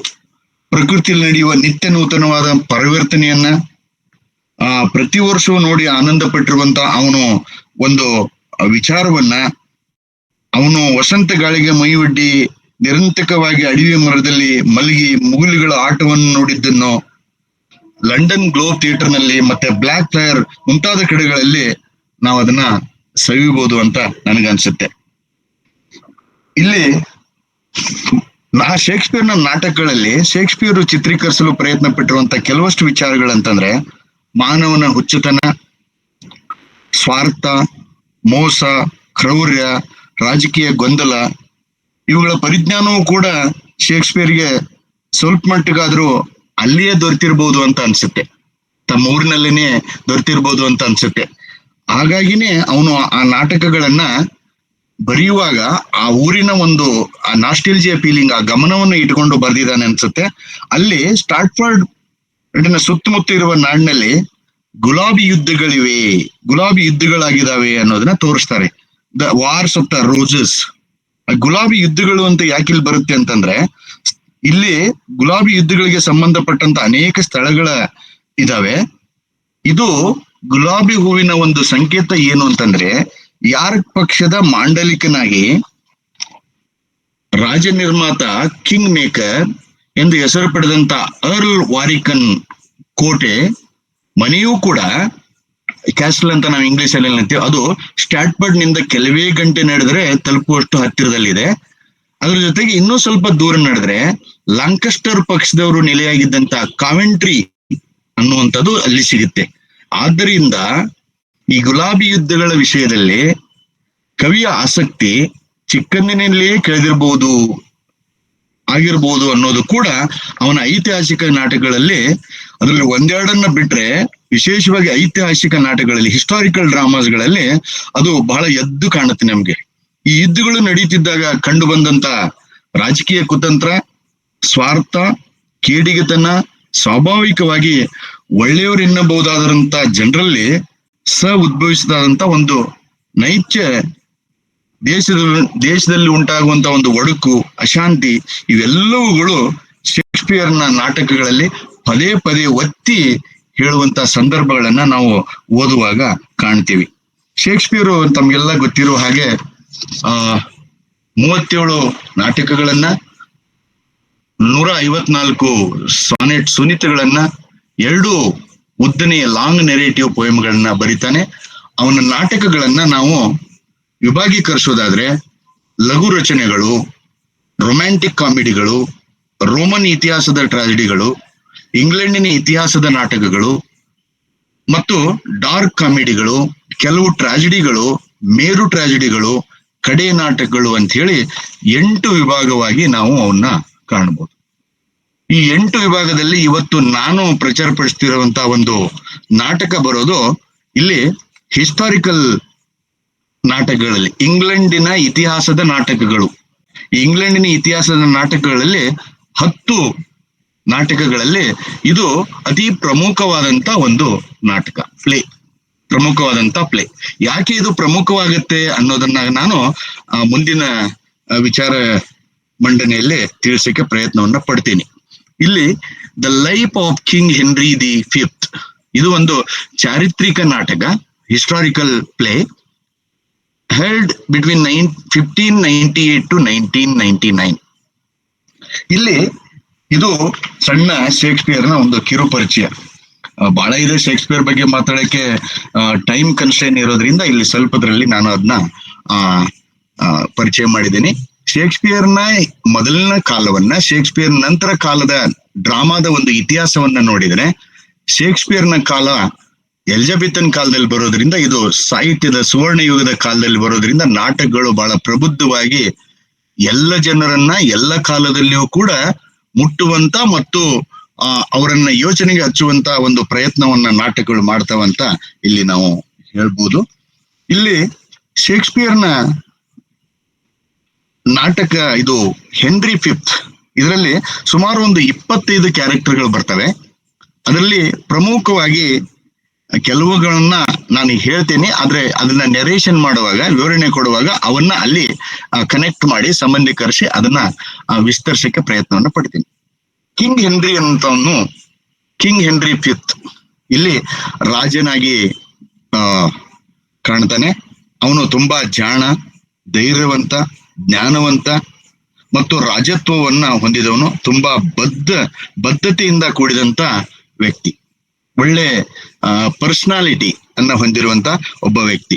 ಇದರಲ್ಲಿ ಬಹಳ ಪ್ರಮುಖವಾಗಿ ನಾವು ಇನ್ನೊಂದು ಕ್ಯಾರೆಕ್ಟರ್ನ ನೋಡ್ತೀವಿ, ಕೋರಸ್ ಅಂತ, ಮೇಳಗೀತೆ ಅಂತ. ನಾಟಕ ಪ್ರಾರಂಭ ಆಗೋದು ಕೂಡ ಮೇಳಗೀತೆಯಿಂದಾನೆ, ಕೋರಸ್ ಇಂದಾನೆ. ಪ್ರತಿ ನಾಟಕದ ಅಂಕದಲ್ಲಿ ಕೋರಸ್ ನಿಂದನೆ, ಪ್ರೊಲಾಗ್ ಇಂದಾನೆ ಪ್ರಾರಂಭ ಆಗುವಂತ ನಾಟಕ ಕೊನೆಗೆ ಕೋರಸ್ ನಿಂದನೆ ಕೊನೆಗೊಳ್ಳುತ್ತೆ. ಇದು ಬಹಳ ಗಮನಿಸಬೇಕಾದಂತ ವಿಚಾರ. ಇಲ್ಲಿ ಈ ಕೋರಸ್ ಅಂದ್ರೆ ತಮ್ಗೆಲ್ಲ ಗೊತ್ತಿದೆ, ಮೇಳುಗೀತೆ ಅಂತ. ಹಿಂದೆ ಗ್ರೀಕ್ ನಾಟಕಗಳಲ್ಲಿ ಇದನ್ನ ಮೇಳಗಳು, ಗ್ರೂಪ್ ಆಫ್ ಸಿಂಗರ್ಸ್, ಅವರು ನಾಟಕದಲ್ಲಿ ಮುಂದೆ ಏನಾಗತ್ತೆ, ನಾಟಕದ ವಿವರಣೆಯನ್ನ, ಮುಂದೆ ಬರುವಂತ ಭಾಗವನ್ನ ಎಕ್ಸ್ಪ್ಲೇನ್ ಮಾಡ್ಕೊಂಡು ಹೋಗ್ತಾ ಇರ್ತಾರೆ, ವಿವರಣೆಯನ್ನ ಕೊಟ್ಕೊಂಡು ಹೋಗ್ತಾ ಇರ್ತಾರೆ. ಇಲ್ಲಿ ಬರುವಂತ ಸಿಂಗಲ್ ಕ್ಯಾರೆಕ್ಟರ್ ಕೋರಸ್ ನಾಟಕದ ಒಂದು ವಿವರಣೆಯನ್ನು ಕೊಡೋದ್ರ ಜೊತೆಗೆ ಅದನ್ನ ಕಮೆಂಟ್ ಮಾಡ್ಕೊಂಡು ಕೂಡ ಹೋಗುತ್ತೆ. ಇದು ವಿಶೇಷವಾದಂತ ಒಂದು ಗುಣ ಇಲ್ಲಿ ನಾವು ಈ ಕೋರಸ್ ನಲ್ಲಿ ಕಾಣ್ತೀವಿ. ಇದ್ರ ಜೊತೆಗೆ ನಮ್ಮ ಸಮಾಜದಲ್ಲಿ, ನಮ್ಮ ರಾಜಕೀಯ ಇತಿಹಾಸದಲ್ಲಿ ಇರುವಂಗೆ ಇಲ್ಲೂ ಕೂಡ ಕೆಲವಷ್ಟು ಜನ ವಿಶ್ವಾಸ ಕೊಡೋರು ಇರ್ತಾರೆ, ಪಿತೂರುಗಾರರು ಇರ್ತಾರೆ, ಸಪೋರ್ಟ್ ಮಾಡೋರು ಇರ್ತಾರೆ, ಧರ್ಮದಿಂದ ಅವ್ರಿಗೆ ಸಪೋರ್ಟ್ ಮಾಡೋರು ಕೂಡ ಇರ್ತಾರೆ. ಯಾಕಂತಂದ್ರೆ ಒಂದು ಉದಾಹರಣೆಯಲ್ಲಿ ಹೇಳೋದಾದ್ರೆ ಡೂಕ್ಸ್ of Exter, West ಮೋರ್ಲ್ಯಾಂಡ್, Salisbury and Warwick, ಇವರು 4 ಜನ ಬಹಳ ಟ್ರಸ್ಟೆಡ್ ಅಡ್ವೈಸರ್ಸ್. ಕಿಂಗ್ ಹೆನ್ರಿಗೆ ಬಹಳ ನಂಬಿಗಸ್ತ ಸಲಹೆಗಾರರು ಇವರು. ಇದು ಬಹಳ ಅವಶ್ಯಕ ಆಗುತ್ತೆ. ಯಾಕೆಂತಂದ್ರೆ ಒಬ್ಬ ರಾಜನಿಗೆ, ಒಬ್ಬ ಲೀಡರ್ಗೆ ಸೂಕ್ತ ಸಲಹೆಗಾರ ಇರ್ಲಿಲ್ಲ ಅಂತಂದ್ರೆ, ನಂಬಿಗಸ್ತ ಸಲಹೆಗಾರ ಇರ್ಲಿಲ್ಲ ಅಂತಂದ್ರೆ ಅವನು ಎಲ್ಲೋ ಒಂದ್ ಕಡೆ ಈ ಡಿಸಿಷನ್ ಮೇಕಿಂಗ್, ನಿರ್ಣಯ ತಗೊಳ್ಳೋದ್ರಲ್ಲಿ ಅಪಾರ್ಥಗಳಾಗುವಂತ ಸಾಧ್ಯತೆ ಇರುತ್ತೆ. ಅದಕ್ಕಾಗಿ ಇಲ್ಲಿ ಇವರು ಈ ಕಿಂಗ್ ಹೆನ್ರಿಗೆ 4 ಜನ ಒಳ್ಳೆ ಟ್ರಸ್ಟೆಡ್, ನಂಬಿಗಸ್ತ ಸಲಹೆಗಾರರಾಗಿ ನಮ್ಗೆ ಕಾಣ್ತಾರೆ. ಇವರು 4 ಜನನು ಕೂಡ ಮಿಲಿಟರಿ ಲೀಡರ್ಸ್. ಈಗ ಹೆಂಗೆ ನಮ್ಮ ದೇಶವನ್ನ ಮುನ್ನಡೆಸಕ್ಕೆ ಮಿಲಿಟರಿ ಬಹಳ ಪ್ರಮುಖವಾಗುತ್ತೋ ನಮ್ಮ ರಕ್ಷಣೆ ಕೊಡಕ್ಕೆ, ಹಂಗೆ ಇಲ್ಲಿ ಇಂಗ್ಲೆಂಡ್ಗೆ ರಕ್ಷಣೆ ಕೊಡಕ್ಕೆ ಇವರು 4 ಜನ. ಅದರಲ್ಲಿ ವಿಶೇಷವಾಗಿ ಡೂಕ್ ಆಫ್ ಎಕ್ಸ್ಟರರ್ ಅವರು ಹೆನ್ರಿ ಅವರ ಅಂಕಲ್. ಇವ್ರಿಗೆ ಇನ್ನೊಂದು ವಿಶೇಷವಾದಂತ ಜವಾಬ್ದಾರಿ ಇರುತ್ತೆ ಈ ನಾಟಕದಲ್ಲಿ. ಏನು ಅಂತಂದ್ರೆ, ಇಂಗ್ಲೆಂಡಿನಿಂದ ಏನಾದ್ರೂ ಅತಿ ಪ್ರಮುಖವಾದ ಮಾಹಿತಿಗಳನ್ನ ಫ್ರಾನ್ಸಿನ ರಾಜ ಡಾಫಿನ್ ಅವ್ರಿಗೆ ತಲುಪಿಸ್ಬೇಕು ಅಂತಂದ್ರೆ ಅವ್ರನ್ನ ಬಹಳ ನಂಬಿಗಸ್ತರನ್ನಾಗಿ ಹೆನ್ರಿ ಫಿಫ್ತ್ ಇಲ್ಲಿ ಇಟ್ಕೊಂಡಿರ್ತಾರೆ. ಬಹಳ ನಂಬಿಗಸ್ತ ಮನುಷ್ಯ. ಇದ್ರ ಜೊತೆಗೆ ಡೂಕ್ಸ್ ಆಫ್ ಕ್ಲಿಯರೆನ್ಸ್, ಬೆಡ್ಫೋರ್ಡ್ ಅಂಡ್ ಗ್ಲೊಕಸ್ಟರ್, ಇವ್ರು 3 ಜನನು ಕೂಡ ಹೆನ್ರಿಯ ತಮ್ಮಂದಿರು. ಇವರು ತಮ್ಮಂದಿರು ಅಷ್ಟೇ ಅಲ್ಲ, ಅವ್ರ ಜೊತೆಗೆ ನೊಬೆಲ್ ಮೆನ್ ಆಫ್ ಇಂಗ್ಲೆಂಡು, ಮತ್ತೆ ತುಂಬಾ ಹೋರಾಟ ಮಾಡುವಂತ ಸ್ವಭಾವದವರು ಇವರು. ಬಹುಶಃ ಇವರ ರಕ್ತದಲ್ಲೇ ಬಂದಿರಬೇಕು. ಇವರ ತಂದೆಯನ್ನು ನೋಡಿದಾಗಲೂ ಕೂಡ ಹಿಂದೆ ರಿಚರ್ಡ್ ಸೆಕೆಂಡನ್ನ ಕೊಲೆ ಮಾಡುವಾಗ ಹೆನ್ರಿ ಫೋರ್ತ್ ನಾಟಕದಲ್ಲಿ ಅವರ ತಂದೆ ಆ ಚಾತುರ್ಯವನ್ನ ತೋರಿಸ್ತಾನೆ. ಆದ್ರೆ ಒಂದು ವ್ಯತ್ಯಾಸ ಇಲ್ಲಿ ಏನು ಅಂತಂದ್ರೆ, ತಂದೆಗೂ ಮತ್ತು ಹೆನ್ರಿ ಫಿಫ್ತ್ಗೂ ರಾಜತ್ವದಲ್ಲಿ, ವಿಚಾರ ಮಂಡನೆಯಲ್ಲಿ, ಬುದ್ಧಿವಂತಿಕೆಯಲ್ಲಿ ನಾವು ವ್ಯತ್ಯಾಸವನ್ನ ಕಾಣಬಹುದು. ಹೆನ್ರಿ ಫಿಫ್ತ್ ಅದಕ್ಕಿಂತ ಬಹಳ ಮ್ಯಾಚ್ಯೂರ್ಡ್ ಆಗಿ ನಮ್ಗೆ ಇಲ್ಲಿ ಕಾಣಿಸ್ತಾನೆ. ಇದ್ರ ಜೊತೆಗೆ ಬಹಳ ಮುಖ್ಯವಾಗಿ ನಾಟಕ ಪ್ರಾರಂಭ ಆದಾಗ 2 ಧರ್ಮಾಧಿಕಾರಿಗಳು, ಒಂದು ಆರ್ಕ್ ಬಿಷಪ್ ಆಫ್ ಕ್ಯಾಂಟರ್ಬರಿ ಅಂತ ಮತ್ತು ದ ಬಿಷಪ್ ಆಫ್ ಎಲ್ಲಿ ಅಂತ, ಇವರಿಬ್ರು ಕೋರಸ್ ಮತ್ತು ಪ್ರೊಲಾಗ್ ಆದ್ಮೇಲೆ ಪ್ರಾರಂಭವನ್ನು ಮಾಡ್ತಾರೆ. ಈ ಪ್ರಾರಂಭದಲ್ಲಿ ಏನ್ ಕಾಣ್ತೀವಿ ನಾವು ನಾಟಕದ ಮೊದಲನೇ ಅಂಕ, ಮೊದಲನೇ ದೃಶ್ಯದಲ್ಲಿ ಅಂತಂದ್ರೆ, ಇಲ್ಲಿ ಅಧಿಕಾರವನ್ನ ವಹಿಸ್ಕೊಂಡ ತಕ್ಷಣನೇ ಹೆನ್ರಿ ಫಿಫ್ತ್ ಏನ್ ಮಾಡ್ತಾರೆ ಅಂತಂದ್ರೆ, ಫ್ರಾನ್ಸಿನ ಒಂದು ನಾವು ಅದನ್ನಕ್ಕೆ ಒಳಗಡಿಸ್ಕೋಬೇಕು ಅಂತ ವಿಚಾರ ಮಾಡ್ತಾರೆ. ಯಾಕೆ ಅದನ್ನಕ್ಕೆ ಒಳಪಡಿಸ್ಕೋಬೇಕು ಅಂತ ವಿಚಾರ ಮಾಡ್ತಾರೆ ಅಂತಂದ್ರೆ, ಇವ್ರ ತಂದೆ ಸಾಯುವಾಗ ಹೇಳಿ ಸತ್ತಿರ್ತಾರೆ ಹೆನ್ರಿ ಫಿಫ್ತ್ಗೆ, ನಮ್ಮ ದೇಶ ಇಂಗ್ಲೆಂಡ್ ಸುಭದ್ರವಾಗಿರ್ಬೇಕಾದ್ರೆ ಸುತ್ತಮುತ್ತಲು ಇರುವಂತ ದೇಶದ ಮೇಲೆ ನೀನು ಯುದ್ಧ ಮಾಡಿ ನಮ್ಮ ದೇಶದ ಜನಗಳನ್ನ ಬಚಾವ್ ಮಾಡಬೇಕು, ಅವ್ರನ್ನ ಸಂತೋಷದಿಂದ ಇಡಬೇಕು ಅಂತ ಹೇಳಿ ಒಂದು ಮಾತು ಹೇಳ್ತಾರೆ. ಯಾವಾಗ್ಲೂ ಈ ಮಾತು ಹೆನ್ರಿ ಫಿಫ್ತ್ಗೆ ಗಮನದಲ್ಲಿ ಇರುತ್ತೆ. ಅದನ್ನ ಗಮನದಲ್ಲಿ ಇಟ್ಕೊಂಡೆ ಅವರು ಹೆನ್ರಿ ಫಿಫ್ತ್ ಇಲ್ಲಿ ರಾಜ ಏನ್ ಯೋಚನೆ ಮಾಡ್ತಾನೆ ಅಂತಂದ್ರೆ, ಇಲ್ಲಿ ಒಂದು ನಾವು ಗಮನಿಸ್ಬೇಕು, ಇಲ್ಲಿ ಆರ್ಕ್ ಬಿಷಪ್ ಕ್ಯಾಂಟರ್ಬರಿ ಮತ್ತೆ ಬಿಷಪ್ ಆಫ್ ಲೈ ಇಬ್ರು ಕೂಡ ಕ್ರಿಶ್ಚಿಯನ್ ಧರ್ಮದ ಒಬ್ರು ಧರ್ಮಾಧಿಕಾರಿಗಳು. ಅವ್ರ ನಂತರ ಇವರು ಬಿಷಪ್ ಪ್ಲೈ ಅನ್ನೋರು ಕೆಲಸ ಮಾಡ್ತಾ ಇರ್ತಾರೆ. ಇಲ್ಲಿ ಇವರಿಗೆ ಧರ್ಮದ ಜವಾಬ್ದಾರಿ ಎಷ್ಟಿರುತ್ತೆ ಅಂತಂದ್ರೆ, ಈಗ ಹೆಂಗೆ ನಮ್ಮ ಸಮಾಜದಲ್ಲಿ ಧರ್ಮದ ಆಧಾರದ ಮೇಲೆ ರಾಜಕೀಯಗಳು ನಡೀತಾ ಇರ್ತವೆ, ಧರ್ಮಗುರುಗಳನ್ನೇ ಕೇಳಿ ಮುಂದೆ ನಿರ್ಧಾರಗಳನ್ನ ತಗೊಳ್ತಾ ಇರ್ತಾರೆ, ಅದೇ ರೀತಿಯಾದಂತ ಒಂದು ವಿಷಯ ನಮ್ಗೆ ಇಲ್ಲಿ ಕಂಡು ಬರುತ್ತೆ. ಯಾಕೆ ಅಂತಂದ್ರೆ, ಹೆನ್ರಿ ಫಿಫ್ತ್ ನಿರ್ಧಾರ ಕೈಗೊಳ್ಳೋಕ್ಕಿಂತ ಮುಂಚೆ, ಫ್ರಾನ್ಸಿನ ಮೇಲೆ ಯುದ್ಧಕ್ಕೆ ಹೋಗೋಕ್ಕಿಂತ ಮುಂಚೆ, ಅಜಿನ್ಕೋರ್ಟ್ ಅಲ್ಲಿ ಯುದ್ಧ ಮಾಡೋಕ್ಕಿಂತ ಮುಂಚೆ, ಇವೆಲ್ಲದಕ್ಕಿಂತ ಮುಂಚೆ ಮೊದಲು 2 ಧರ್ಮಾಧಿಕಾರಿಗಳನ್ನ ರಾಜ್ಯಕ್ಕೆ ಅರಮನೆಗೆ ಆಹ್ವಾನ ಮಾಡ್ತಾರೆ. ಅರಮನೆಗೆ ಆಹ್ವಾನ ಮಾಡಿ ಅವರಿಬ್ಬರ ಒಂದು ವಿಚಾರವನ್ನ ತಿಳ್ಕೊತಾರೆ. ಆ ವಿಚಾರವನ್ನ ತಿಳ್ಕೊಂಡಾಗ ಬಹಳ ಇಂಟ್ರೆಸ್ಟಿಂಗ್ ಪಾಯಿಂಟ್ ಇಲ್ಲಿ ಏನು ಅಂತಂದ್ರೆ, ಆ ಸಂದರ್ಭದಲ್ಲಿ ವಿಚಾರವನ್ನ ತಿಳ್ಕೊತಾರೆ. ಅವ್ರು ಇಬ್ರು ಯೋಚನೆ ಮಾಡಿ, ಅದರಲ್ಲಿ ವಿಶೇಷವಾಗಿ ಮೊದಲನೇ ಆರ್ಕ್ ಬಿಷಪ್ ಆಫ್ ಕ್ಯಾಂಟರ್ಬರಿ ಅವರು ಹೇಳ್ತಾರೆ, ಇಲ್ಲ ನೀನು ಯುದ್ಧ ಮಾಡೋದು ಸೂಕ್ತ, ಈಗ ಯುದ್ಧಕ್ಕೆ ಹೋಗ್ಬಿಡು ಅಂತ. ಇಲ್ಲಿ ಯುದ್ಧಕ್ಕೆ ಹೋಗ್ಬಿಡು ಅನ್ನೋದ್ರ ಹಿನ್ನೆಲೆ ಅಲ್ಲಿ ಏನಿರುತ್ತೆ ಅಂತಂದ್ರೆ, ಚರ್ಚ್ಗೆ ಭಕ್ತರು ದತ್ತಿ ಕೊಟ್ಟಿದಂತ ಹಣದಲ್ಲಿ ಬಹುಭಾಗವನ್ನ ದೊರೆ ರಾಷ್ಟ್ರಕ್ಕಾಗಿ ವಶಪಡಿಸಿಕೊಳ್ಬಹುದು ಎನ್ನುವ ಮಸೂದೆ ಆಗ ಪಾರ್ಲಿಮೆಂಟ್ನ ಪರಿಶೀಲನೆಗೆ ಬರೋದ್ರಲ್ಲಿತ್ತು. ಅಂದ್ರೆ ಚರ್ಚ್ಗೆ ಯಾರು ಹಣವನ್ನ ಕೊಟ್ಟಿರ್ತಾರೆ, ದತ್ತಿಯಾಗಿ ಕೊಟ್ಟಿರ್ತಾರೆ, ದಾನವಾಗಿ ಕೊಟ್ಟಿರ್ತಾರೆ, ಅದನ್ನ ಆ ದೇಶದ ರಾಜನಾದವನು ಅದನ್ನ ಬಳಸ್ಕೋಬಹುದು ಅನ್ನುವಂತ ಒಂದು ಮಸೂದೆ ಆ ಪಾರ್ಲಿಮೆಂಟ್ ನಲ್ಲಿ ಪಾಸ್ ಆಗುವಂತ ಸಂದರ್ಭ ಅದು. ಆ ಸಂದರ್ಭದಲ್ಲಿ ಇದಕ್ಕೂ ಅದಕ್ಕೂ ಒಂದ್ ಸ್ವಲ್ಪ ಕನೆಕ್ಟಿವಿಟಿ ಇದೆ, ಸಂಬಂಧ ಇದೆ. ಇದನ್ನ ಎಲ್ಲೋ ತಪ್ಸಕ್ಕೆ ಅಥವಾ ರಾಜನಿಗೆ ಒಳ್ಳೆ ಮಾರ್ಗದರ್ಶನವನ್ನು ನೀಡಕ್ಕೋ, ಯಾಕಂತಂದ್ರೆ ನಮ್ಮ ಒಂದು ರಾಜಕೀಯ ಇತಿಹಾಸದ ಸಂಪ್ರದಾಯದಲ್ಲಿ ನಾವು ಅನೇಕ ಜನ ನಾಯಕರುಗಳನ್ನ ನೋಡಿದಾಗ, ನಮ್ಮ ರಾಜ್ಯ ಇರ್ಬೋದು, ದೇಶದಲ್ಲಿ ಇರ್ಬೋದು, ಬಹಳ ಜನ ಆ ರಾಜ್ಯದಲ್ಲಿ ಆ ಪ್ರದೇಶದಲ್ಲಿ ಇರುವಂತ ಧರ್ಮಾಧಿಕಾರಿಗಳನ್ನ, ಮಠಾಧೀಶರುಗಳನ್ನ ಕೇಳಿಯೇ ಮುಂದುವರಿಯುವಂತ ಒಂದು ವಾಡಿಕೆಯನ್ನ ಕೂಡ ಇಲ್ಲಿ ಶೇಕ್ಸ್ಪಿಯರ್ನ ಹೆನ್ರಿ ಫಿಫ್ತ್ ನಾಟಕದಲ್ಲಿ ನಾವು ಕಾಣ್ತೀವಿ. ಅದೇ ರೀತಿಯಾಗಿ ಇಲ್ಲಿ ಹೆನ್ರಿ ಫಿಫ್ತ್ ಇವರಿಬ್ಬರಿಗೆ ಒಂದು ಅವಕಾಶ ಕೊಟ್ಟಾಗ ಇವರಿಬ್ರು ಬಹಳ ಚೆನ್ನಾಗಿ ಯೋಚನೆ ಮಾಡಿ ಹೇಳ್ತಾರೆ. ಹೇಳಿದಾಗ ಇದು ಬಹಳ ಮುಖ್ಯ. ಇಲ್ಲಿ ಚರ್ಚ್ಗೆ ಅನೇಕ ಜನ ಶ್ರೀಮಂತರು, ಭಕ್ತರು ದತ್ತಿ ಕೊಟ್ಟಿದ್ದ ಹಣ ಅದರ ಬಹುಭಾಗವನ್ನ ಒಂದು ದೇಶದ ರಾಷ್ಟ್ರಕ್ಕಾಗಿ ವಶಪಡಿಸ್ಕೋತಾರೆ ಅನ್ನುವಂತ ಒಂದು ಮಸೂದೆ ಪಾರ್ಲಿಮೆಂಟ್ ನಲ್ಲಿ ಪಾಸ್ ಆಗುವಂತ ಪರಿಶೀಲನೆ ಸಂದರ್ಭದಲ್ಲಿ ಇರುವಾಗ, ಈಗ ಹೆಂಗೋ ಮಾಡಿ ಇದನ್ನ ತಪ್ಪಿಸ್ಕೊಂಡ್ರೆ ಆಯ್ತು ಅನ್ನೋ ಒಂದು ವಿಚಾರಕ್ಕೋ, ಅಥವಾ ಮೊದಲು ಇಂಗ್ಲೆಂಡು ದೊಡ್ಡದಾಗಿ ವಿಸ್ತಾರವಾಗ್ಲಿ, ಫ್ರಾನ್ಸ್ ಅನ್ನು ಅದಕ್ಕೆ ಸೇರಿಸ್ಕೊಂಡ ಅನ್ನೋ ಒಂದು ವಿಚಾರಕ್ಕೋ, ಒಟ್ಟಿನಲ್ಲಿ ಇವರಿಬ್ರು ಸೇರಿ ಮಾತಾಡಿ ಹಿರಿಯ ಧರ್ಮ ರಕ್ಷಕರಾದಂತ ಈ ಆರ್ಕ್ ಬಿಷಪ್ ಕ್ಯಾಂಟರ್ಬರಿ ಅವರು ಗ್ರೀನ್ ಸಿಗ್ನಲ್ ಅನ್ನ, ಹಸಿರು ನಿಶಾನೆಯನ್ನ ಹೆನ್ರಿ ಫಿಫ್ತ್ ಅವ್ರಿಗೆ ಕೊಡ್ತಾರೆ. ಇದು ಬಹಳ ಚರ್ಚೆ ಆಗತ್ತೆ. ಮುಂದೆ ನಾನು ಕೊನೆಗೆ ಹೇಳ್ತೀನಿ, ವಿಲಿಯಮ್ಸ್ ಮತ್ತು ಹೆನ್ರಿ ಫಿಫ್ತ್ ಮಧ್ಯದಲ್ಲಿ ವಾದ ವಿವಾದ ನಡೀತಾ ಇರ್ಬೇಕಾದ್ರೆ ಬಹಳ ಇದು ನಾವೆಲ್ಲರೂ ಯೋಚನೆ ಮಾಡ್ಬೇಕಾದಂಥದ್ದು. ಅವಾಗ ನಾನು ಇದನ್ನ ಬಹಳ ಸ್ಪಷ್ಟಪಡಿಸ್ತೀನಿ.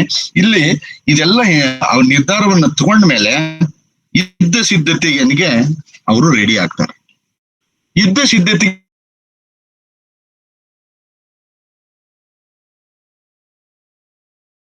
ಒಂದು ಏನು ನಾವು ಶೇಕ್ಸ್ಪಿಯರ್ ನಾಟಕಗಳಲ್ಲಿ ನೋಡ್ಬೋದು ಅಂತಂದ್ರೆ, ಈ ನಾಟಕ ಹೆನ್ರಿಯ ಒಂದು ವಿಚಾರವನ್ನ ವಿಶ್ಲೇಷಿಸುತ್ತೆ, ಪರಿಶೀಲಿಸುತ್ತೆ, ಮತ್ತೆ ಅವನಲ್ಲಿ ಆದಂತ ಒಂದು ಟ್ರಾನ್ಸ್ಫಾರ್ಮೇಶನ್, ಬದಲಾವಣೆಯನ್ನು ಕೂಡ ಗುರುತಿಸುತ್ತೆ. ಹೆಂಗೆ ಬದಲಾವಣೆ ಆಗ್ತಾನೆ ಅಂತಂದ್ರೆ, ಹೆನ್ರಿ ಫಿಫ್ತ್ ತನ್ನ ತಂದೆ ಏನು ತಪ್ಪುಗಳನ್ನ ಮಾಡಿ ಹೋಗಿದ್ನೋ, ರಿಚಾರ್ಡ್ ಸೆಕೆಂಡ್ ಅನ್ನ ಕೊಂದು ಅಧಿಕಾರಕ್ಕೆ ಬರೋಕೆ ಆ ತಪ್ಪುಗಳನ್ನ ನಾನು ಮಾಡಬೇಡದು. ಆಮೇಲೆ ತಾನು ಅಧಿಕಾರ ತಗೊಳ್ಳುವಾಗ ಹೇಳ್ತಾನೆ, ಅವನು ದೇವರಿಗೆ ಪ್ರಾರ್ಥನೆಯನ್ನ ಮಾಡ್ಕೋತಾನೆ. ಏನಂತ, ನೀನು ಇವಾಗ ಅದನ್ನ ಗಮನದಲ್ಲಿ ಇಟ್ಕೊಂಡು ನನಗೆ ಏನನ್ನು ತೊಂದರೆ ಕೊಡಬೇಡ. ಬಹಳ ಸ್ಪಷ್ಟವಾಗಿ ಹೇಳ್ತಾನೆ. ಅಂದ್ರೆ ಇಲ್ಲಿ ದೇವ್ರದ್ದು ಯಾಕೆ ಹೇಳ್ತಾ ಇದ್ದೀನಿ ಅಂತಂದ್ರೆ, ವಿಶೇಷವಾಗಿ ಈ ಹೆನ್ರಿ ಫಿಫ್ತ್ ಅನ್ನೋನು ದೇವರ ಮೇಲೆ ನಂಬಿಕೆ ಇರೋದಕ್ಕೂ, ಧರ್ಮಾಧಿಕಾರಿಗಳ ನಂಬಿಕೆ ಇರೋದಕ್ಕೂ ಪ್ರತಿಯೊಂದನ್ನು ಕೂಡ ಅಲ್ಲಿ ದೇವರ ಅಡಿಪಾಯಕ್ಕೆ ಇಟ್ಟು ಅವರ ಮೊದಲು ಒಂದು ಕನ್ಸೆಂಟ್ ಅನ್ನ ತಗೊಂಡೆ ಮುಂದುವರಿಯುವಂತ ಒಂದು ವಿಚಾರವನ್ನ ನಾವಿಲ್ಲಿ ನೋಡ್ತೇವೆ. ಹಾಗಾಗಿ ಇಲ್ಲಿ ಹೆನ್ರಿ ಫಿಫ್ತ್ ನ ಒಂದು ಕ್ಯಾರೆಕ್ಟರ್ ಅನಾಲಿಸಿಸ್ ಆಗತ್ತೆ, ವಿಶ್ಲೇಷಣೆಗೆ ಒಳಗಾಗತ್ತೆ, ಪರಿಶೀಲನೆಗೆ ಒಳಗಾಗತ್ತೆ. ಅವನು ಯಾವ ರೀತಿಯಾಗಿ ತನ್ನ ಒಂದು ಯೌವನದಲ್ಲಿ ಸ್ನೇಹಿತರನ್ನ ಇಟ್ಕೊಂಡಿದ್ನೋ, ಆ ಗುಂಪಿನಲ್ಲಿದ್ನೋ, ಆ ಗುಂಪನ್ನ ಕೊನೆಗೆ ಅವನು ಅಧಿಕಾರಕ್ಕೆ ಬಂದಾಗ ಕೆಲವು ಜನಕ್ಕೆ ಬಹಳ ಸೈಂಟಿಫಿಕ್ ಆಗಿ, ವೈಜ್ಞಾನಿಕವಾಗಿ, ಪ್ರಾಯೋಗಿಕವಾಗಿ ಅವ್ರನ್ನ ನೋಡ್ತಾನೆ. ಅದರಲ್ಲಿ ಮುಖ್ಯವಾಗಿ ಮೂರು ಜನ ಪಿತೂರಿಗಾರರು Richard earl of Cambridge, Henry lord Scroop ಮತ್ತು ಸರ್ ಥಾಮಸ್ ಗ್ರೇ ಅನ್ನೋರು. ಇವರು ಮೂರು ಜನ ಮೊದಲು ಸ್ನೇಹಿತರಾಗಿದ್ದಂಥವ್ರು. ಇವನು ಯುದ್ಧಕ್ಕೆ ಹೋಗ್ಬೇಕು ಅಂತ ಹೇಳಿ ಏನೋ ಪ್ಲಾನ್ ಮಾಡ್ತಾನೆ. ಆ ಪ್ಲಾನ್ ಮಾಡಿದಾಗ ಇವರು ಫ್ರಾನ್ಸಿನ ಒಂದು ಏಜೆಂಟ್ಗಳಿಂದ ದುಡ್ಡು ತಿಂದು ಹೆನ್ರಿ ಫಿಫ್ತ್ ಅನ್ನ ಇಲ್ಲೇನೆ ನಾವು ಕೊಲೆ ಮಾಡಿಬಿಡ್ಬೇಕು ಅನ್ನುವಂತ ಒಂದು ನಿರ್ಧಾರಕ್ಕೆ ಬರ್ತಾರೆ. ಇದು ನಮ್ಮ ಇತಿಹಾಸದ ಪುಟಗಳಲ್ಲಿ ಹೊಸದೇನಲ್ಲ. ಕಿತ್ತೂರು ರಾಣಿ ಚೆನ್ನಮ್ಮನ ಆಸ್ಥಾನದಲ್ಲಿ ನೋಡಿದೀವಿ, ರಾಣಿ ಅಬ್ಬಕ್ಕ ದೇವಿ ವಿಚಾರದಲ್ಲಿ ನೋಡಿದೀವಿ, ಬೇರೆ ಬೇರೆ ಹಿಸ್ಟಾರಿಯನ್ಸ್ ಫೈಟ್ ಮಾಡಿದ ವಿಚಾರದಲ್ಲಿ ನೋಡಿದೀವಿ. ನಮ್ಗೆ ವೈರಿಗಳನ್ನೋರು ಹೊರಗಡೆ ಇರಲ್ಲ, ಒಳಗಡೆನೆ ಇರ್ತಾರೆ ಅನ್ನೋದಕ್ಕೆ. ಇಲ್ಲಿ ಇವನು ಏನ್ ಮಾಡ್ತಾನೆ ಅಂತಂದ್ರೆ, ಇವನಿಗೆ ಗೊತ್ತಾಗತ್ತೆ ಅವರು ತಪ್ಪು ಮಾಡಿದಾರೆ ಅಂತ ಗೊತ್ತಾದ ತಕ್ಷಣನೇ ಅವ್ರಿಗೆ ಅವನು ಇಮಿಡಿಯೇಟ್ ಆಗಿ ತಕ್ಷಣ ಅವ್ರಿಗೆ ಶಿಕ್ಷೆ ಕೊಡಲ್ಲ. ಅವ್ರನ್ನ ಕರೀತಾನೆ, ಕರೆದ್ಬಿಟ್ಟು ಹೇಳ್ತಾನೆ, ಹೇಳಿ ಅವ್ರಿಗೆ ನಿಮ್ಗೆ ನಾನು ಕಮಿಷನರ್ ಪೋಸ್ಟ್ ಕೊಡ್ಬೇಕು ಅಂತ ಯೋಚನೆ ಮಾಡಿದ್ದಲ್ಲ, ಯಾರ್ಯಾರು ಯಾವ್ದಾವ್ದು ಕೊಡ್ಬೇಕು ಅಂತ ಹೇಳಿದ್ದೆ ಅಂತ ಕೇಳ್ತಾನೆ. ಅವಾಗ ಈ 3 ಜನ ಮುಂದ್ ಬಂದು ನನಗೆ ಇದನ್ ಕೊಡ್ಬೇಕು ನೀನು ಕೊಡ್ತೀನಿ ಅಂದಿದ್ದೆ ಅಂತ ಮುಂದ್ ಬಂದಾಗ ಆ 3 ಜನಕ್ಕೂ ಒಂದು ಪೇಪರ್ ಕೊಡ್ತಾನೆ. ಆ ಪೇಪರ್ ನಲ್ಲಿ ಏನ್ ಕಾಣಿಸ್ತಾನೆ ಅಂತಂದ್ರೆ, ಇವ್ರು 3 ಜನ ಏನ್ ಪ್ಲಾನ್ ಮಾಡಿದ್ರೋ, ತಪ್ಪುಗಳನ್ನ ಮಾಡಿದ್ರು ರಾಜನನ್ನ ಕೊಲೆ ಮಾಡ್ಬೇಕು ಅಂತ ಹೇಳಿ, ಆ 3 ಪೇಪರ್ ನಲ್ಲಿ ಅದರ ಒಂದು ವಿವರವಾದಂತ ಮಾಹಿತಿಯನ್ನ ಅವ್ರಿಗೆ ಕೊಡ್ತಾನೆ. ಇಲ್ಲಿ ಹೆನ್ರಿ ಫಿಫ್ತ್ ತೋರಿಸಿರುವಂತ ಜಾಣತನ ಇದೆಯಲ್ಲ, ಅವರ ತಪ್ಪನ್ನ ಅವರಿಗೆ ತೋರಿಸಿ ಅವರಿಗೆ ಮರಣದಂಡನೆಯನ್ನ ವಿಧಿಸ್ತಾನೆ. ಅದಕ್ಕೆ ಅವರು ಅದಕ್ಕಿಂತ ಮುಂಚೆ ಏನಾಗುತ್ತೆ ಅಂತಾರೆ, ಅದ್ರ ಹಿಂದಿನ ದಿನ ಒಬ್ಬ ತನ್ನ ಕುಡಿದ ಅಮಲ್ನಲ್ಲಿ ಒಂದು ತಪ್ಪನ್ನ ಮಾಡಿರ್ತಾನೆ.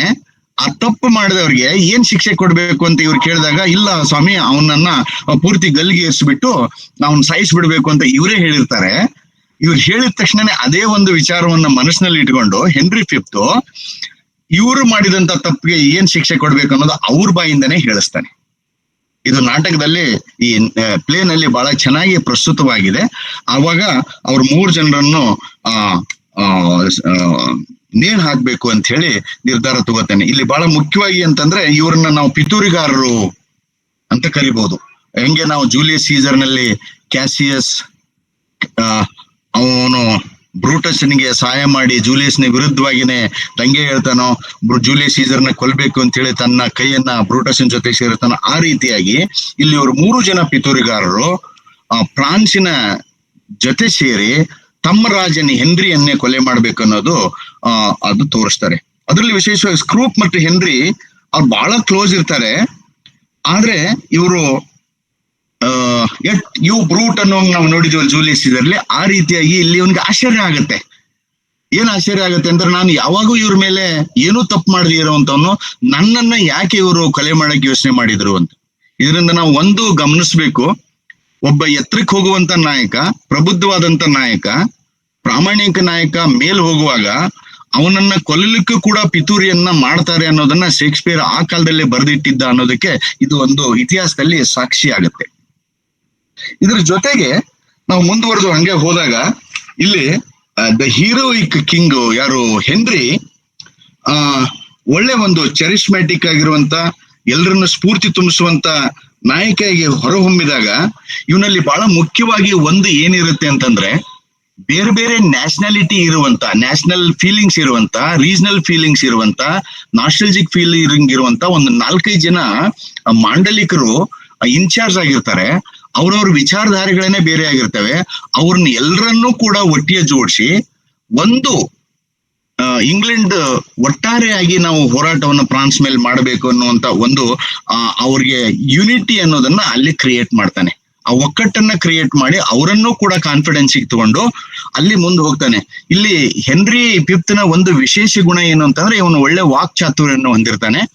ಅವನ ವಾಕ್ಚಾತುರ್ಯದಿಂದ, ಅವನ ಒಂದು ಸೆನ್ಸ್ ಆಫ್ ಹ್ಯೂಮರ್ ಇಂದ, ಸಮಯ ಪ್ರಜ್ಞೆಗೆ ಬೇಕಾಗಿರುವಂತ ಒಂದು ನಾಲೆಜ್ ನಿಂದ ಇವರೆಲ್ಲರನ್ನೂ ಕಾನ್ಫಿಡೆನ್ಸ್ ತಗೊಂಡು ಒಂದು ಸಣ್ಣ ಸೈನ್ಯ 1:5 ಅಂತ ಹೇಳ್ತೀವಿ ನಾವು. ಇಂಗ್ಲೆಂಡ್ 1 ಆದ್ರೆ ಅದು ಫ್ರೆಂಚ್ನವ್ರದ್ದು 5 ಪಟ್ಟು ಹೆಚ್ಚಿಗೆ ಇರುತ್ತೆ. ಅಂಥದನ್ನು ಕೂಡ ಎದುರಿಸುವಂತ ಒಂದು ಶಕ್ತಿ ಸಾಮರ್ಥ್ಯವನ್ನ ಅವನ ಗಟ್ಟಿತನದಲ್ಲಿ, ಅವನ ಗಟ್ಟಿ ನಿರ್ಧಾರದಲ್ಲಿ ತೋರ್ಸಕ್ಕೆ ಪ್ರಯತ್ನ ಪಡ್ತಾನೆ. ಅದರಲ್ಲಿ ಬಹಳ ಮುಖ್ಯವಾಗಿ ನಾವು ಗಮನಿಸ್ಬೇಕಾಗಿರೋದು ಅಂತಂದ್ರೆ, ಇಲ್ಲಿ ಅವರ ಬ್ರದರ್ಸು ಜೊತೆಗೆ ಇದರಲ್ಲಿ ಇಬ್ರು ಕಜಿನ್ಸ್ ಇರ್ತಾರೆ, ಡ್ಯೂಕ್ ಆಫ್ ಯಾರ್ಕ್ ಮತ್ತು ಸಪೋಲ್ಕನ್ ಅವರು. ಇವರಿಬ್ರು ತುಂಬಾ ನೊವೆಲ್ ಕಜಿನ್ಸು. ಆದ್ರೆ ಅವರು ಅಜಿನ್ ಕೋರ್ಟ್ ಇದರಲ್ಲಿ ಸತ್ತು ಹೋಗ್ಬಿಡ್ತಾರೆ. ಯಾವಾಗ್ಲೂ ಇವ್ರಿಗೆ ಸಪೋರ್ಟ್ ಮಾಡುವಂತವ್ರೆ ಅವರು. ಇದು ಒಂದು ಭಾಗ. ಆದ್ರೆ ಇನ್ನೊಂದು ಕಡೆ ನಾಟಕ ಪ್ರಾರಂಭ ಆಗೋದು ಹೆಂಗೆ ಅಂದ್ರೆ, ಯಾವಾಗ ಫ್ರಾನ್ಸ್ ಅನ್ನ ನಾನು ವಶಪಡಿಸ್ಕೋಬೇಕು ಅಂತ ಹೋಗ್ಬೇಕು ಅಂತ ಯೋಚನೆ ಮಾಡಿ ಒಂದು ಮೆಸೇಜ್ ಅನ್ನ ಕಳಿಸ್ತಾರೆ ಹೆನ್ರಿ ಫಿಫ್ತ್. ಆ ಕಡೆಯಿಂದ ಫ್ರಾನ್ಸಿನ ರಾಜಕುಮಾರ ಡೌಪಿನ್ ಚಾರ್ಲಸ್, ಕಿಂಗ್ ಚಾರ್ಲಸ್ 6ನೇ ಅವರ ಮಗ, ಅವನು ಇದಕ್ಕೆ ಪ್ರತಿಕ್ರಿಯೆಯಾಗಿ ಚೆಸ್ ಬಾಲ್ಗಳನ್ನ ಇವರಿಗೆ ಕಳಿಸ್ತಾನೆ ಕಾಣಿಕೆಯಾಗಿ. ಈ ಚೆಸ್ ಬಾಲ್ ಏನು ಸಾಂಕೇತಿಕವಾಗಿ ಕಳಿಸ್ತಾನೆ ಅಂತಂದ್ರೆ, ನೀನು ಸಣ್ಣ ವಯಸ್ಸಿನಲ್ಲಿರೋ ಹುಡುಗ, ತಂದೆ ಸತ್ತ ತಕ್ಷಣನೇ ರಾಜ ಆಗಿದೆಯಾ, ನಿನಗೆ ಇನ್ನೂ ಮ್ಯಾಚುರಿಟಿ ಇಲ್ಲ, ಪ್ರಬುದ್ಧತೆ ಇಲ್ಲ, ಆಟ ಆಡ್ಕೊಂಡಿರು ಅಂತ ಹೇಳಿ ಕಳಿಸ್ತಾನೆ. ಅದನ್ನೇ ಸವಾಲಾಗಿ ಸ್ವೀಕರಿಸಿದಂತ ಆ ಹೆನ್ರಿ ಫಿಫ್ತ್ ಅವ್ರಿಗೆ ಪತ್ರವನ್ನು ಬರೆದು ಹೇಳ್ತಾರೆ, ನೀನು ಕಳಿಸಿರುವಂತ ಚೆಂಡು ಇದು ನನಗೆ ಮುಂದೆ ಆಟ ಆಡಿ ವಿನ್ ಆದ್ಮೇಲೆ ನೀನು ಕಿರೀಟ ತೊಡಿಸುವಂತ ಸಂದರ್ಭ ಬರ್ಬೋದು ಅಂತ ಹೇಳಿ. ಇದಕ್ಕೆ ಮುಂಚೆ ಚಾರ್ಲಸ್ ಹೆನ್ರಿ ಫಿಫ್ತ್ ಅವ್ರಿಗೊಂದು ಪತ್ರವನ್ನ ಬರೆದು ಹೇಳಿರ್ತಾರೆ, ನೀನು ನಮ್ಮ ಇಂಗ್ಲೆಂಡ್ ಒಳಗಡೆನೆ ನಮ್ಗೆ ಇದನ್ನ ಅವಕಾಶವನ್ನು ಕೊಡು, ಆಮೇಲೆ ಜೊತೆಗೆ ಕೆಲವಷ್ಟು ಕಂಡೀಷನ್ ಮೇಲೆ ನೀನು ನಮ್ ಜೊತೆಗಿದ್ದು ಬಿಡು ಅಂತೇಳಿ. ಆದ್ರೆ ಅದ್ರಲ್ಲಿ ಸಹಕರಿಸಲ್ಲ ಅವನು, ಅವಾಗ್ಲೇನೆ ಹೇಳಿರ್ತಾರೆ. ಆದ್ರೆ ಇದಕ್ಕೆ ಪ್ರಚೋದನೆಯನ್ನ ಕೊಟ್ಟವರು ಈ ಒಂದು ಗಿಫ್ಟ್ ಕಾಣಿಕೆ ಮುಖಾಂತರವಾಗಿ ಅಪಹಾಸ್ಯವನ್ನ ಮಾಡುವಂತ ಒಂದು ಪ್ರವೃತ್ತಿಯನ್ನ ಇಟ್ಕೊಂಡಿರುವಂತ ಡೌಪಿನ್ನು ಅಲ್ಲಿ ಭಿನ್ನವಾಗಿ ಕಾಣ್ತಾನೆ, ಮ್ಯಾಚುರಿಟಿ ಇರಲ್ಲ.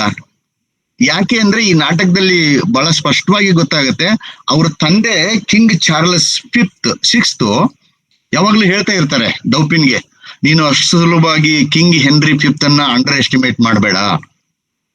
ಯಾವ್ದನ್ನ ಮಾಡಬೇಡ ಅಂತ ಇವ್ರ ತಂದೆ ಹೇಳಿರ್ತಾರೋ, ಡೌಪಿನ್ ಅದನ್ನೇ ಮಾಡ್ತಾ ಇರ್ತಾನೆ, ಅಂಡರ್ ಎಸ್ಟಿಮೇಟ್ ಮಾಡ್ತಾ ಇರ್ತಾನೆ.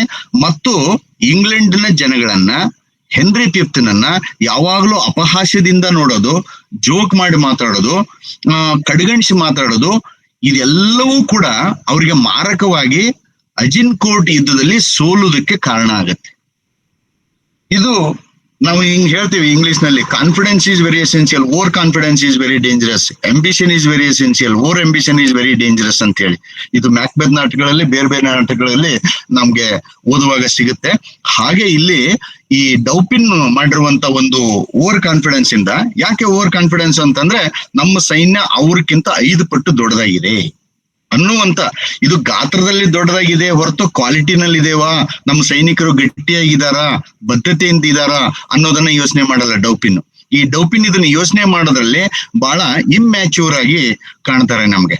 ಆದ್ರೆ ಇಲ್ಲಿ ಹೆನ್ರಿಗೂ ಅವ್ರಿಗಿರೋ ವ್ಯತ್ಯಾಸ ಏನಂತಂದ್ರೆ, ಹೆನ್ರಿ ಸಣ್ಣ ವಯಸ್ಸಲ್ಲಾದ್ರೂ ಕೂಡ ತಂದೆ ಮಾಡಿದ ತಪ್ಪನ್ನ ನಾನು ಮಾಡಬಾರದು, ಇತಿಹಾಸವನ್ನ ಬೇರೆ ರೀತಿಯಾಗಿ ಚರಿತ್ರೆ ನಾವು ಸೃಷ್ಟಿ ಮಾಡ್ಬೇಕು ಅನ್ನೋ ವಿಚಾರದಲ್ಲಿ ಹೈಲಿ ಮ್ಯಾಚ್ಯೂರ್ಡ್ ಆಗಿ ಬಹಳ ಪ್ರಬುದ್ಧವಾಗಿ ಇಲ್ಲಿ ಮುನ್ನ ಹೆಜ್ಜೆಯನ್ನ ಇಡ್ತಾರೆ. ಈ ಸಂದರ್ಭದಲ್ಲಿ ಅವರು ಇಲ್ಲಿ ಮೊದ್ಲೇ ಯುದ್ಧ ಪ್ರಾರಂಭ ಆಗತ್ತೆ. ಮೊದ್ಲೇ ಯುದ್ಧ ಪ್ರಾರಂಭ ಆದಾಗ ಅಲ್ಲಿ ಒಂದೊಂದು ಆಗಿ ಹಂತವಾಗಿ ಪ್ರಾಂತಗಳನ್ನ ಗೆದ್ಕೊಂಡು ಬರ್ತಾನೆ ಯಾರು, ಹೆನ್ರಿ ಫಿಫ್ತ್. ಈ ಹೆನ್ರಿ ಫಿಫ್ತ್ ಗೆದ್ಕೊಂಡು ಬರ್ಬೇಕಾದ್ರೆ ಅದರಲ್ಲಿ ಮೊದಲನೇದಾಗಿ ನಾವು ಅದನ್ನ ಏನಂತ ಹೇಳ್ಬೋದು ಅಂದ್ರೆ ಇನ್ವೇಷನ್ ಅಂಡ್ ಅರ್ಲಿ ವಿಕ್ಟರೀಸ್ ಅಂತ. ಈ ಇನ್ವೇಷನ್ ಮತ್ತು ಅರ್ಲಿ ವಿಕ್ಟರೀಸ್ ಅಲ್ಲಿ ತನ್ನ ಸೈನಿಕರ ಒಂದು ಪಡೆಯನ್ನ ಇಲ್ಲಿ ಆರ್ಕ್ ಬಿಷಪ್ ಮತ್ತು ಇನ್ನೊಬ್ರು ಧರ್ಮ ಗುರುಗಳು ಹೇಳುವಾಗ ಒಂದು ಭಾಗವನ್ನ ಮಾತ್ರ 25% ಅಂದ್ರೆ 100ರಲ್ಲಿ 25% ಭಾಗವನ್ನು ಮಾತ್ರ ಯುದ್ಧಕ್ಕೆ ತಗೊಂಡೋಗು, ಮಿಕ್ಕಿದವ್ರನ್ನ ಇಲ್ಲೇ ಇಂಗ್ಲೆಂಡ್ ಅಲ್ಲಿ ಬಿಟ್ಟು ಹೋಗು, ಅವ್ರು ಇಂಗ್ಲೆಂಡ್ ಅನ್ನ ಕಾಪಾಡ್ತಾರೆ ಅಂತ ಹೇಳಿರ್ತಾರೆ. ಅದನ್ನೂ ಮನಸ್ಸಿನಲ್ಲಿ ಇಟ್ಕೊಂಡು ಬಹಳ ಪ್ರಬುದ್ಧವಾಗಿರುವಂತ, ಸ್ಟ್ರಾಂಗ್ ಆಗಿರುವಂತ, ಕಮಿಟೆಡ್ ಆಗಿರುವಂತ ಸೈನಿಕರ ಪಡೆಯನ್ನ ಕರ್ಕೊಂಡು ಯುದ್ಧಕ್ಕೆ ಹೋಗುವಾಗ ಅಲ್ಲಿ ಮೊದಲು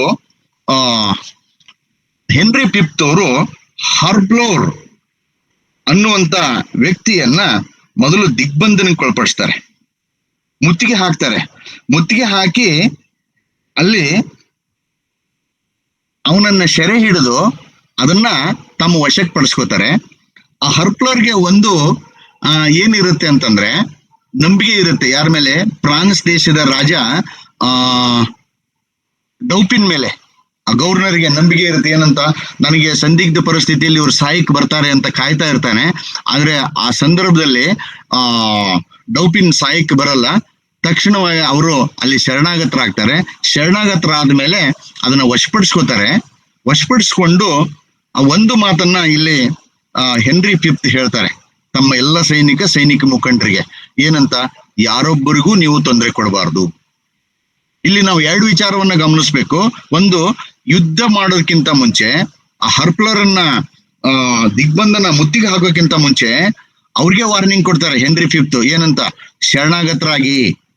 ಶರಣಾಗತರು ನೀವು ಆಗ್ಲಿಲ್ಲ ಅಂತಂದ್ರೆ ನೀವು ಪೂರ್ತಿಯಾಗಿ ಭಸ್ಮಾಗಿ ಹೋಗ್ಬಿಡ್ತೀರಾ, ಸುಟ್ಟು ಹೋಗ್ಬಿಡ್ತೀರಾ. ಮತ್ತೆ ನಮ್ಮ ಸೈನಿಕರು ಪ್ರಚೋದನೆಗೊಳಗಾಗಿದ್ದಾರೆ, ಯಾವ ಸೈನಿಕರನ್ನ ಯುದ್ಧದಲ್ಲಿ ತಡೆಯಕ್ಕಾಗಲ್ಲ. ಅದಕ್ಕಾಗಿ ನೀವು ಈ ಯುದ್ಧ ಬೇಡ, ಹಂಗೆ ಶರಣಾಗ್ತೇನೆ ಅಂದ್ರೆ ನಿಮ್ಗೆ ಒಳ್ಳೆಯದು, ಸಾವು ನೋವುಗಳು ಉಂಟಾಗಲ್ಲ, ಮತ್ತೆ ನಿಮ್ಮ ಪ್ರದೇಶದಲ್ಲಿರುವಂತ ಹೆಣ್ಣು ಮಕ್ಕಳಿಗೆ ಯಾವ ರೀತಿಯಾದಂತ ತೊಂದರೆ ಆಗಲ್ಲ ಅನ್ನುವಂತ ಒಂದು ಎಚ್ಚರಿಕೆಯ ಮಾತನ್ನ ಬಹಳ ಗಟ್ಟಿ ಮಾತುಗಳಲ್ಲಿ ಹೆನ್ರಿ ಫಿಫ್ತ್ ಕೊಡ್ತಾರೆ. ಗಟ್ಟಿ ಮಾತು ಯಾಕೆ ಹೇಳ್ತೀನಿ ಅಂತಂದ್ರೆ, ಈ ವಾಕ್ ಚಾತುರ್ಯದಲ್ಲಿ ಹೆನ್ರಿ ಫಿಫ್ತ್ ನನ್ನ ಮೀರಿಸುವಂತ ಯಾವ ಕ್ಯಾರೆಕ್ಟರ್ಗಳು ಈ ಹಿಸ್ಟಾರಿಕಲ್ ಡ್ರಾಮಾದಲ್ಲಿ ಬರೋದಿಲ್ಲ. ಅದಕ್ಕಾಗಿ ಈ ಹೆನ್ರಿ ಫಿಫ್ತ್ ನಾಟಕ ಒಂದು ವಿಶೇಷವಾಗಿ ಕಾಣುತ್ತೆ. ಈ ಎಚ್ಚರಿಕೆಯನ್ನ ಕೊಟ್ಟಿದ್ದಕ್ಕಾಗಿನೇ ತಕ್ಷಣನೇ ಅಲ್ಲಿರುವಂತ ಗವರ್ನರು, ಅಲ್ಲಿರುವಂತ ಅಥಾರಿಟಿ ಎಲ್ಲರೂ ಸೇರಿ ಶರಣಾಗತರಾಗ್ತಾರೆ. ಈ ಶರಣಾಗತರಾದಾಗ ಒಂದು ಘಟನೆ ನಡೆಯುತ್ತೆ. ಇಲ್ಲಿ ಹೆನ್ರಿ ಫಿಫ್ತ್ ನ ಹಳೆಯ ಸ್ನೇಹಿತರಾದಂತ ಬರ್ಡೋಲ್ಡ್ ಅವನಿಗೆ ಶಿಕ್ಷೆಯನ್ನ ವಿಧಿಸ್ತಾರೆ. ಬಹಳ ನಾವು ಗಮನಿಸ್ಬೇಕಿಲ್ಲಿ, ಅಧಿಕಾರ ಹೋದ ತಕ್ಷಣನೇ ಅವ್ರ ಸ್ನೇಹಿತರನ್ನೇ ಮರ್ತ್ ಬಿಟ್ರು, ಅವ್ರಿಗೆ ಶಿಕ್ಷೆ ಕೊಡ್ತಾರೆ ಅನ್ನುವಂತ ಕೆಲವಷ್ಟು ಸಣ್ಣ ಮಾತುಗಳನ್ನ ಮಾತಾಡೋದನ್ನ ನಾವು ಸಮಾಜದಲ್ಲಿ ಕೇಳಿದೀವಿ. ಯಾವುದೇ ಸ್ನೇಹಿತರಾಗಿರ್ಲಿ, ಏನೇ ಆಗಿರ್ಲಿ, ಅದು ಅವರು ಕಮಿಟೆಡ್ ಆಗಿ ಒಂದು ದೇಶ ಮುಖ್ಯ, ಒಂದು ನಮ್ಗೆ ಹೋರಾಟ ಮುಖ್ಯ ಅನ್ನುವಂತ ಮನೋಭಾವನೆ ಇರೋರು, ಬದ್ಧತೆಯಿಂದ ಇರೋರು ಕೂಡಿದ್ರೆ ಅವ್ರನ್ನ ಸ್ನೇಹಿತರಾಗಿ ಉಳಿಸ್ಕೋತಾರೆ. ಆದ್ರೆ ಅದೇ ಸ್ನೇಹಿತರು ಆ ರಾಜತ್ವದ ಪ್ರಭಾವದಿಂದ ದುರುಪಯೋಗ ಪಡಿಸ್ಕೊಂಡ್ರೆ ಆ ನಿಜವಾಗ್ಲೂ ಹೈಲಿ ಮ್ಯಾಚೂರ್ಡ್ ಇಂಟೆಲಿಜೆಂಟ್ ಆದಂತ ರಾಜ ಹೆನ್ರಿ ಫಿಫ್ತ್ ನಂತವರು ಅವ್ರ ಮೇಲೆ ನಿರ್ದಾಕ್ಷಿಣ್ಯವಾಗಿ ಕ್ರಮ ಕೈಗೊಳ್ಳಕ್ಕೆ ಹೇಸಲ್ಲ ಅನ್ನೋದಕ್ಕೆ ಇಲ್ಲಿ ಬರ್ಡೋಲ್ಫ್ ಉದಾಹರಣೆ. ಬರ್ಡೋಲ್ಫ್ನಿಗೆ ಶಿಕ್ಷೆ ಕೊಡ್ತಾರೆ. ಯಾಕೆ ಶಿಕ್ಷೆ ಕೊಡ್ತಾರೆ ಅಂತಂದ್ರೆ, ಅವನು ಚರ್ಚ್ ನಿಂದ ಹೋಗಿ ಕದ್ಕೊಂಡ್ ಬರ್ತಾನೆ.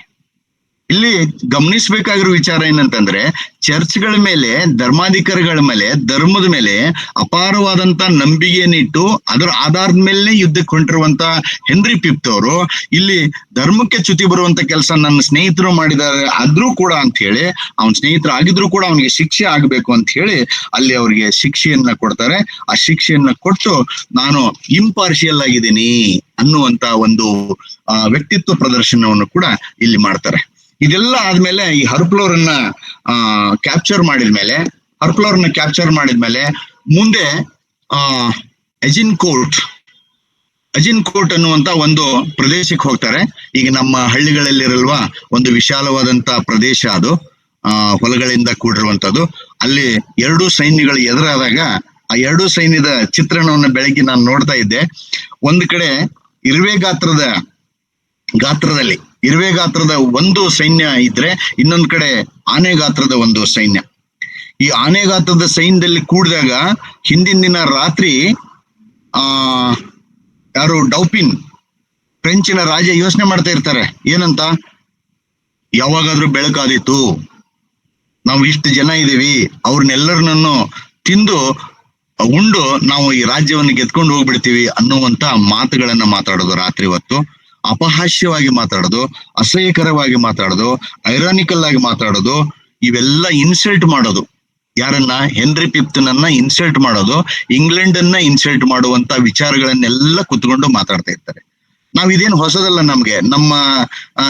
ನಮ್ಮ ಕಟ್ಟೆ ಪುರಾಣಗಳಲ್ಲಿ, ಹಳ್ಳಿಗಳಲ್ಲಿ, ಪಟ್ಟಣಗಳಲ್ಲಿ ಇದನ್ನೆಲ್ಲ ನೋಡಿದೀವಿ ನಾವು. ಏನೋ ಕೆಲಸ ಮಾಡದೇ ಇರುವಂತ ಜನಗಳೆಲ್ಲ ಇದೇ ಖಾಲಿ ಮಾತಾಡ್ಕೊಂಡು ಕೂತ್ಕೊಂಡಿರ್ತಾರೆ. ಅವರ ಒಂದು ಓವರ್ ಕಾನ್ಫಿಡೆನ್ಸ್, ಅವರ ಒಂದು ಅಸಹ್ಯತನದ ಮಾತುಗಳೇ ಅವರಿಗೆ ಅಜಿನ್ಕೋಟ್ ಯುದ್ಧದಲ್ಲಿ ಸೋಲಾಗಕ್ಕೆ ಕಾರಣ ಅನ್ನೋ ನಾಟಕದಲ್ಲಿ ಬಹಳ ಚೆನ್ನಾಗಿ ಪ್ರಸ್ತುತವಾಗಿದೆ. ಇಲ್ಲಿ ಮಾರನೇ ದಿನ ಯುದ್ಧ ನಡೆದಾಗ ಬಹಳ ಸ್ಪಷ್ಟವಾಗಿ ಹೆನ್ರಿ ಫಿಫ್ತ್ ಹೇಳ್ತಾರೆ. ಈ ಹೆನ್ರಿ ಫಿಫ್ತ್ ನ ಸೈನ್ಯದಲ್ಲಿ ಯುದ್ಧ ಮಾಡ್ಕೊಂಡು ಬಂದು ಏನಾಗಿರುತ್ತೆ ಅಂತಂದ್ರೆ, ಅನ್ನ ಆಹಾರಕ್ಕೂ ಕೊರತೆ ಆಗಿರುತ್ತೆ. ಕೆಲವು ಜನಕ್ಕೆ ರೋಗಗಳು ಬಂದ್ಬಿಟ್ಟಿರ್ತವೆ, ಅನ್ನ ಆಹಾರದ ಕೊರತೆ ಆಗತ್ತೆ. ಆದ್ರೆ ಇಲ್ಲಿ ಹೆನ್ರಿ ಫಿಫ್ತ್ ಮಾಡುವಂತ ಒಂದು ಭಾಷಣ ಅವ್ರನ್ನ ಎಲ್ಲರನ್ನೂ ಒಂದು ಕಾನ್ಫಿಡೆನ್ಸಿಗೆ ತಗೊಂಡು ಅವರನ್ನ ಹುರುಪುಗೊಳಿಸುವಂತದ್ದು.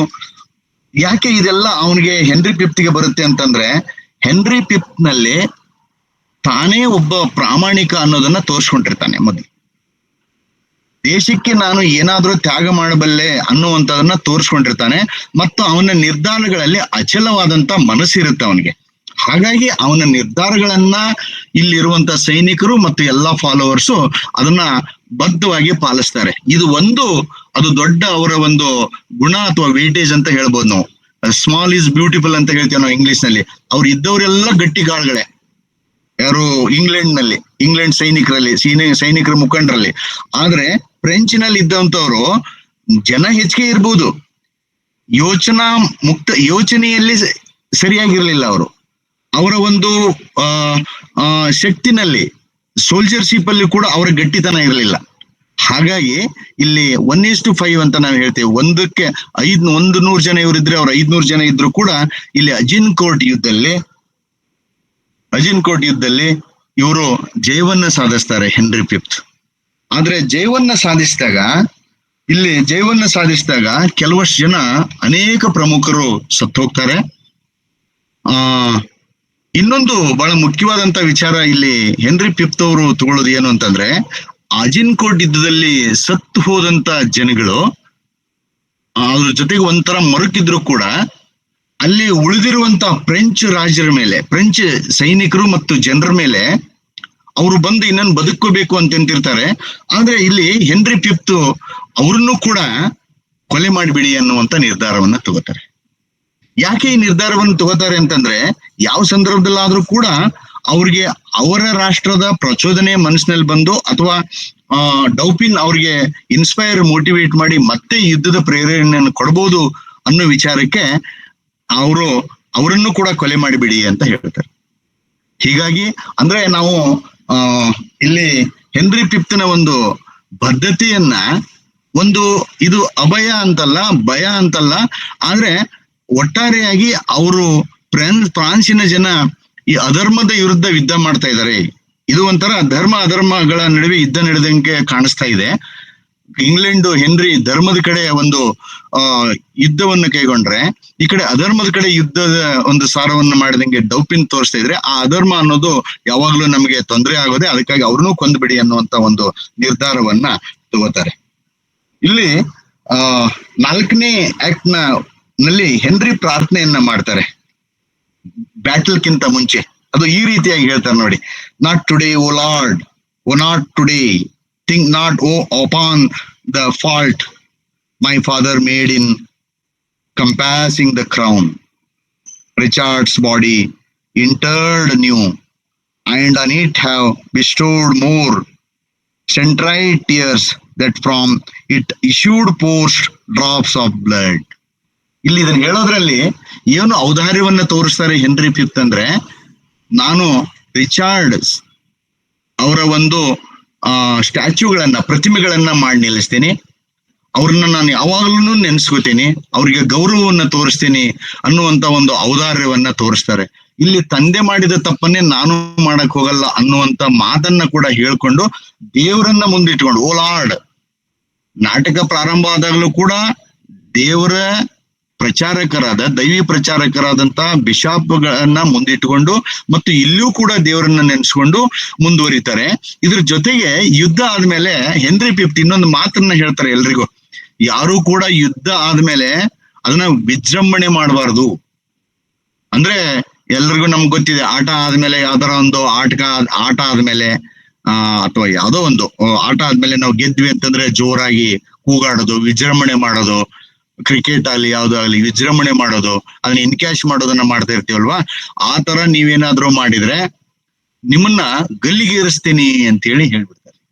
ಅಂದ್ರೆ ಇಲ್ಲಿ ಇದು ನಮ್ಗೆ ಅರ್ಪಿತವಾಗೋದಲ್ಲ, ಈ ಯುದ್ಧದ ವಿಜಯ ದೇವರಿಗೆ ಅರ್ಪಿತವಾಗಬೇಕಾಗಿರೋದು ಅನ್ನುವಂತ ದೇವರ ಹೆಸರನ್ನೇ ಮುಂದಿಟ್ಟುಕೊಂಡು ಹೆನ್ರಿ ಫಿಫ್ತ್ ಮುಂದುವರ್ಕೊಂಡು ಹೋಗ್ತಾರೆ. ಅಂದ್ರೆ ಇದರಿಂದ ಏನ್ ಗೊತ್ತಾಗತ್ತೆ ಅಂತಂದ್ರೆ, ಆ ಕಾಲದಲ್ಲಿ Shakespeare also being A Christian and his father was also being A Christian, ಇದು ಕ್ರಿಶ್ಚಿಯಾನಿಟಿ ಅವ್ರ ಮೇಲೆ ತುಂಬಾ ಎಲ್ಲೋ ಒಂದ್ ಕಡೆ ಪ್ರಭಾವ ಬೀರುತ್ತೇನೋ ಅನ್ನೋದು ಕೂಡ, ಧರ್ಮದ ಆಧಾರದ ಮೇಲೆ ಹೋಗ್ಬೇಕು ಅನ್ನೋದು ಕೂಡ ಈಗಲೂ ಕೂಡ ಇನ್ಹೆರಿಟ್ ಆಗಿದೆ ನಮ್ಮ ರಾಜಕೀಯ ಇತಿಹಾಸದಲ್ಲಿ. ಆದ್ರೆ ಅಲ್ಲಿ ಹೆಚ್ಚು ಇತ್ತು ಅನ್ನೋದು ಕೂಡ ಈ ನಾಟಕದಲ್ಲಿ ಒಂದು ಕಡೆ ಪ್ರಚಲಿತ ಆಗುತ್ತೆ. ಇಲ್ಲಿ ಇನ್ನೊಂದು ಬಹಳ ಮುಖ್ಯವಾಗಿ ಈ ನಾಟಕದ ಮೋಟಿವ್ಸ್ ಗಳನ್ನ ನೋಡಿದಾಗ, ಮೂಲ ಭಾವ, ಪ್ರಮುಖ ವಿಷಯ, ಕೇಂದ್ರ ವಿಷಯಗಳನ್ನ ನೋಡಿದಾಗ, ಕ್ಯಾಥ್ರಿನ್ ಅನ್ನ ಹೊರತುಪಡಿಸಿ ಎಲ್ಲರೂ ಕೂಡ ಮೇಲ್ ಕ್ಯಾರೆಕ್ಟರ್ಸ್. ಕ್ಯಾಥ್ರಿನ್ ಮತ್ತು ಅವ್ರ ತಾಯಿ ಅಂತೂ ಸ್ಟೇಜ್ಗೆ ಬರೋದೇ ಇಲ್ಲ. ಇನ್ನೊಬ್ಳು ಅವಳ ಮೇಡ್ ಬರ್ತಾಳೆ ಅವಳಿಗೆ ಇಂಗ್ಲಿಷ್ ಕಲ್ಸಕ್ಕೆ ಅಂತ. ಯಾಕಂದ್ರೆ ಫ್ರಾನ್ಸ್ ನಲ್ಲಿ ಪ್ರಬುದ್ಧವಾಗಿರುವಂತ ಈ ಕ್ಯಾಥ್ರಿನ್ ಅಂತೂ ಕೂಡ ಇಲ್ಲಿ ನಾಟಕದಲ್ಲಿ ಪ್ರೊನೌನ್ಸ್ ಮಾಡಲಾಗಿದೆ. ಅಲ್ಲಿ ಒಂದು ಮೇಲ್ ಡಾಮಿನೇಟೆಡ್ ನಾಟಕನು ಅಂತಾನು ಕೂಡ ನಮ್ಗೆ ಭಾಸವಾಗುತ್ತೆ. ಆಮೇಲೆ ಈ ನಾಟಕದಲ್ಲಿ ಬಹಳ ಮುಖ್ಯವಾಗಿ ಅನಿಮಲ್ ರೆಫರೆನ್ಸ್ ಗಳನ್ನ ತಗೋತಾರೆ. ನಾಟಕದುದ್ದಕ್ಕೂ ಪ್ರಾಣಿಗಳ ಉದಾಹರಣೆಗಳನ್ನ ಬಹಳ ಹೆಚ್ಚಳವಾಗಿ ಬಳಸ್ತಾರೆ.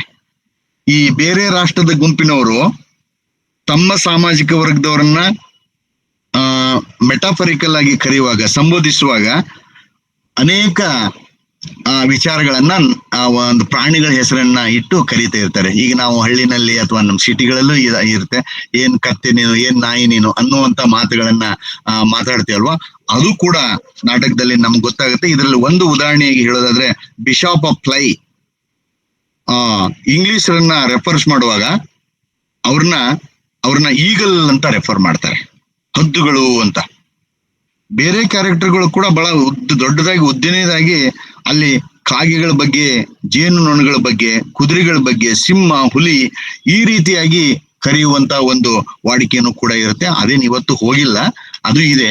ಅದನ್ನು ಕೂಡ ಶೇಕ್ಸ್ಪಿಯರ್ ಆವಾಗಲೇನೆ ಪ್ರಸ್ತುತಪಡಿಸ್ತಾರೆ. ಆದ್ರೆ ಕೆಲವಷ್ಟು ಸಾರಿ ಇಲ್ಲಿ ಬಳಸುವಾಗ ಪಾಸಿಟಿವ್ ಆಗಿ ಕೂಡ ಬಳಸ್ತಾರೆ. ಇಲ್ಲಿ ಹೆನ್ರಿ ಫಿಫ್ತ್ ಒಬ್ಬನ್ನ ಪಿಗ್ ಅಂತ ಬಳಸುವಾಗ ಅದು ಬಹಳ ಧನಾತ್ಮಕವಾಗಿ ಬಳಸ್ತಾರೆ. ಹೆನ್ರಿ ಫಿಫ್ತ್ ಬಹಳ ಧನಾತ್ಮಕವಾಗಿ ಅದನ್ನ ಬಳಸ್ತಾರೆ. ಆಮೇಲೆ ಅನೇಕ ಈ ಟರ್ನ್ ಆಫ್ ಟೆನ್ನಿಸ್ ಬಾಲ್ ಅನ್ನುವಂತ ಒಂದು ಇದೆಯಲ್ಲ, ಇಲ್ಲಿ ಟೆನ್ನಿಸ್ ಬಾಲು ಬೇರೆ ಬಾಲ್ಗಳಾಗಿ ನಾನು ಅದನ್ನ ಅಂದ್ರೆ ಮಾರ್ಪಾಡು ಮಾಡಿ ನಿನಗೆ ಕಳಿಸ್ತೀನಿ ಅನ್ನುವಂತ ಮಾತುಗಳನ್ನ ಹೇಳಿದಾಗ, ಈ ಟೆನ್ನಿಸ್ ಮ್ಯಾಚ್ ಅನ್ನುವಂಥದ್ದು ಯುದ್ಧಕ್ಕೆ ನಾಂದಿಯಾಗಿದೆ.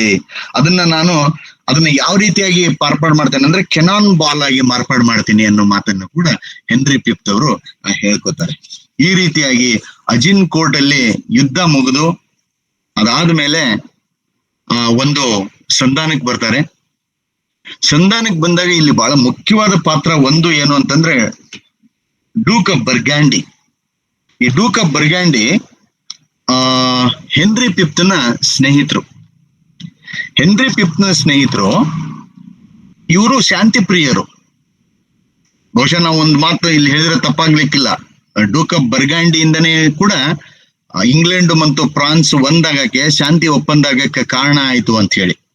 ನಾಟಕದ ಹೃದಯ ಭಾಗದಲ್ಲಿ ಈ ಇವ್ರ ಪಾತ್ರವನ್ನ ನೋಡಿದಾಗ, ನಾವು ಡೂಕ್ ಆಫ್ ಬರ್ಗ್ಯಾಂಡಿ ಪಾತ್ರವನ್ನ ನೋಡಿದಾಗ ಎಷ್ಟು ಸಾಧ್ಯವೋ ಅಷ್ಟು ಸಾಧ್ಯ ಎಲ್ಲಾ ಸಂದರ್ಭಗಳು ಕೂಡ ಶಾಂತಿ ಮಂತ್ರವನ್ನ ಹೇಳ್ತಾ ಇರ್ತಾರೆ. ಈ ಶಾಂತಿ ಮಂತ್ರವನ್ನ ಹೇಳೋದು ಕೂಡ ಎಲ್ಲೋ ಒಂದು ಕಡೆ ಹೆನ್ರಿ ಫಿಫ್ತ್ ಮೇಲೆ ಪ್ರಭಾವವನ್ನ ಬೀರ್ತಾ ಇರುತ್ತೆ. ಅದು ಅವ್ರ ಮನುಷ್ಯ ಒಳಗಡೆ ಹೋಗಿ ಆ ಡೂಕ್ ಆಫ್ ಬರ್ಗ್ಯಾಂಡಿಯ ಒಂದು ಇನಿಷಿಯೇಷನ್ ಇಂದ, ಲೀಡರ್ಶಿಪ್ ಇಂದ ಇಂಗ್ಲೆಂಡ್ ಮತ್ತು ಫ್ರಾನ್ಸ್ ಎರಡು ಒಂದಾಗ್ತವೆ. ಈ ಅನೇಕ ಹಿಸ್ಟಾರಿಕಲ್ ಟ್ರಾಜಿಡಿಗಳಲ್ಲಿ, ದುರಂತ ನಾಟಕಗಳಲ್ಲಿ ಟ್ರಾಜಿಡಿಯಾಗಿ ಉಳಿದಿರೋದನ್ನ ನೋಡ್ತೇವೆ. ಆದ್ರೆ ಇಲ್ಲಿ ಈ ನಾಟಕ ಅಂತ್ಯವಾಗೋದು ಎರಡು ದೇಶಗಳ ಒಂದು ವಿಲೀನ. it bridges the good relationship between England and France. ಈ ಸಂದರ್ಭದಲ್ಲಿ ಅವಾಗ ಕಿಂಗ್ ಚಾರ್ಲಸ್ 6ನೇ ಅವರು ತಮ್ಮ ಮಗಳನ್ನ ಕ್ಯಾಥರಿನ್ ಅನ್ನ ಇವರಿಗೆ ಮದುವೆ ಮಾಡಿಕೊಡ್ಬೇಕನ್ನೋ ಒಂದು ಒಪ್ಪಂದ ಆಗಿರುತ್ತೆ. ಒಪ್ಪಂದದ ಪ್ರಕಾರ ಮದುವೆ ಆಗುವಾಗ ಅಲ್ಲೊಂದಷ್ಟು ಮಾತುಗಳು ನಡೀತೇವೆ, ಬಹಳ ಚೆನ್ನಾಗಿದಾವ ಮಾತುಗಳು. ಯಾರ್ಯಾರ ಮಧ್ಯದಲ್ಲಿ ಅಂತಂದ್ರೆ ಇಲ್ಲಿ ಒಂದು ಭಾಷೆ ವಿಚಾರ ಬರುತ್ತೆ. ಭಾಷೆ ವಿಚಾರ ಬಂದಾಗ ಇಲ್ಲಿ ಹೆನ್ರಿ ಫಿಫ್ತ್ಗೆ ಇಂಗ್ಲಿಷ್ ಚೆನ್ನಾಗಿ ಬರ್ತಾ ಇರುತ್ತೆ, ಅಲ್ಲಿ ಕ್ಯಾಥರಿನ್ಗೆ ಫ್ರೆಂಚ್ ಬರ್ತಾ ಇರುತ್ತೆ. ಆದ್ರೆ ಭಾವನೆಗಳ ಆಧಾರದ ಮೇಲೆ ಮದುವೆ ಆಗತ್ತೆ. ಇಲ್ಲಿ ಒಂದು ವಿಡಂಬನೆಗೆ ಕೂಡ ಕಾರಣ ಆಗತ್ತೆ. ಇದು ಇವ್ರು ಹೇಳೋದು ಅವ್ರಿಗೆ ಅರ್ಥ ಆಗಲ್ಲ, ಅವ್ರು ಹೇಳೋದು ಇವ್ರಿಗೆ ಅರ್ಥ ಆಗಲ್ಲ. ಈ ಯುದ್ಧಗಳಿಗೋಸ್ಕರ, ಒಪ್ಪಂದಗಳಿಗೋಸ್ಕರ ಮದುವೆಗಳಾಗಿದ್ದನ್ನ ನಾವು ಕೂಡ ಹಿಂದೆ ನಾನು ಪ್ರಸ್ತುತಪಡಿಸಿದಂತ All for Love by John Dryden ಅಲ್ಲೂ ಕೂಡ ನಾವು ನೋಡಿದೀವಿ. ಅಂದ್ರೆ ಈ ಯುದ್ಧ ಪ್ರಿಯರಾದವರು ಒಂದು ಹಂತಕ್ಕೆ ಹೋಗಿ ಯಾವುದಾದಂತ ಒಂದು ಕಾಂಪ್ರಮೈಸ್ಗೂ ಕೂಡ, ಒಪ್ಪಂದಕ್ಕೂ ಕೂಡ ಇವರು ಹಿಂಜರಿಯಲ್ಲ ಅನ್ನೋದು ಕೂಡ ಇಲ್ಲೂ ಕೂಡ ನಮ್ಗೆ ಗೊತ್ತಾಗುತ್ತೆ. ಇಲ್ಲಿ ಹೆನ್ರಿ ಫಿಫ್ತ್ಗೂ ಮತ್ತು ಕ್ಯಾಥರಿನ್ಗೂ ನಡೆದಿರುವಂತ ಒಂದು ಸಂಭಾಷಣೆ ವಿಚಾರದಲ್ಲಿ, ಭಾಷೆ ಎಷ್ಟು ಮುಖ್ಯ ಅನ್ನೋದನ್ನ ಕೆಲವಷ್ಟು ಕ್ಯಾರೆಕ್ಟರ್ ಮುಖಾಂತರಗಳನ್ನ ನಾವು ಇಲ್ಲಿ ನೋಡ್ತೀವಿ. ಅವರ ಒಂದು ಸ್ಲ್ಯಾಂಗ್ ಅನ್ನ, ಅವರ ಒಂದು ರೀಜನಾಲಿಟಿ, ಪ್ರಾದೇಶಿಕ ಭಾಷೆಯನ್ನ ಎಷ್ಟು ಗಟ್ಟಿಯಾಗಿ ಎಷ್ಟು ಪ್ರಬುದ್ಧವಾಗಿ ಅದರಲ್ಲಿ ಬಳಸಬಲ್ಲರು ಮತ್ತು ಅವರ ಪ್ರೊನೌನ್ಸಿಯೇಷನ್ ಅವ್ರು ಮಾಡುವಂತ ಸೆನ್ಸ್ ಆಫ್ ಹ್ಯೂಮರ್ ನಿಂದನೇ ಅದರಲ್ಲಿ ಎಷ್ಟೋ ಜನಕ್ಕೆ ನೆಮ್ಮದಿ ಸಿಗ್ತಾ ಇರತ್ತೆ ಅನ್ನೋದನ್ನು ಕೂಡ ನಾವು ನೋಡಿದೀವಿ. ಇದನ್ನ ಇನ್ನೊಂದು ವಿಚಾರದಲ್ಲಿ ನಾವು ನೋಡೋದಾದ್ರೆ ಇಲ್ಲಿ ಹೆನ್ರಿ ಫಿಫ್ತ್ ಅವ್ರನ್ನ ಯುದ್ಧಕ್ಕೆ ಕಳಿಸಿದಾಗ ತಾನು ಮಾರುವೇಷವನ್ನು ಹಾಕೊಂಡು ಬರ್ತಾನೆ. ಆ ಮಾರುವೇಷವನ್ನು ಹಾಕೊಂಡು ಬಂದಾಗ ಅವ್ರನ್ನ ಟ್ರಸ್ಟ್ ಮಾಡಕ್ಕೆ, ಇದು ನಾವು ಮ್ಯಾಕ್ಬೆತ್ ನಾಟಕದಲ್ಲಿ ಕೂಡ ನೋಡ್ತೀವಿ. ಮ್ಯಾಕ್ಬೆತ್ ಕೊಲೆ ಮಾಡಕ್ ಕಳಿಸಿರ್ತಾನೆ.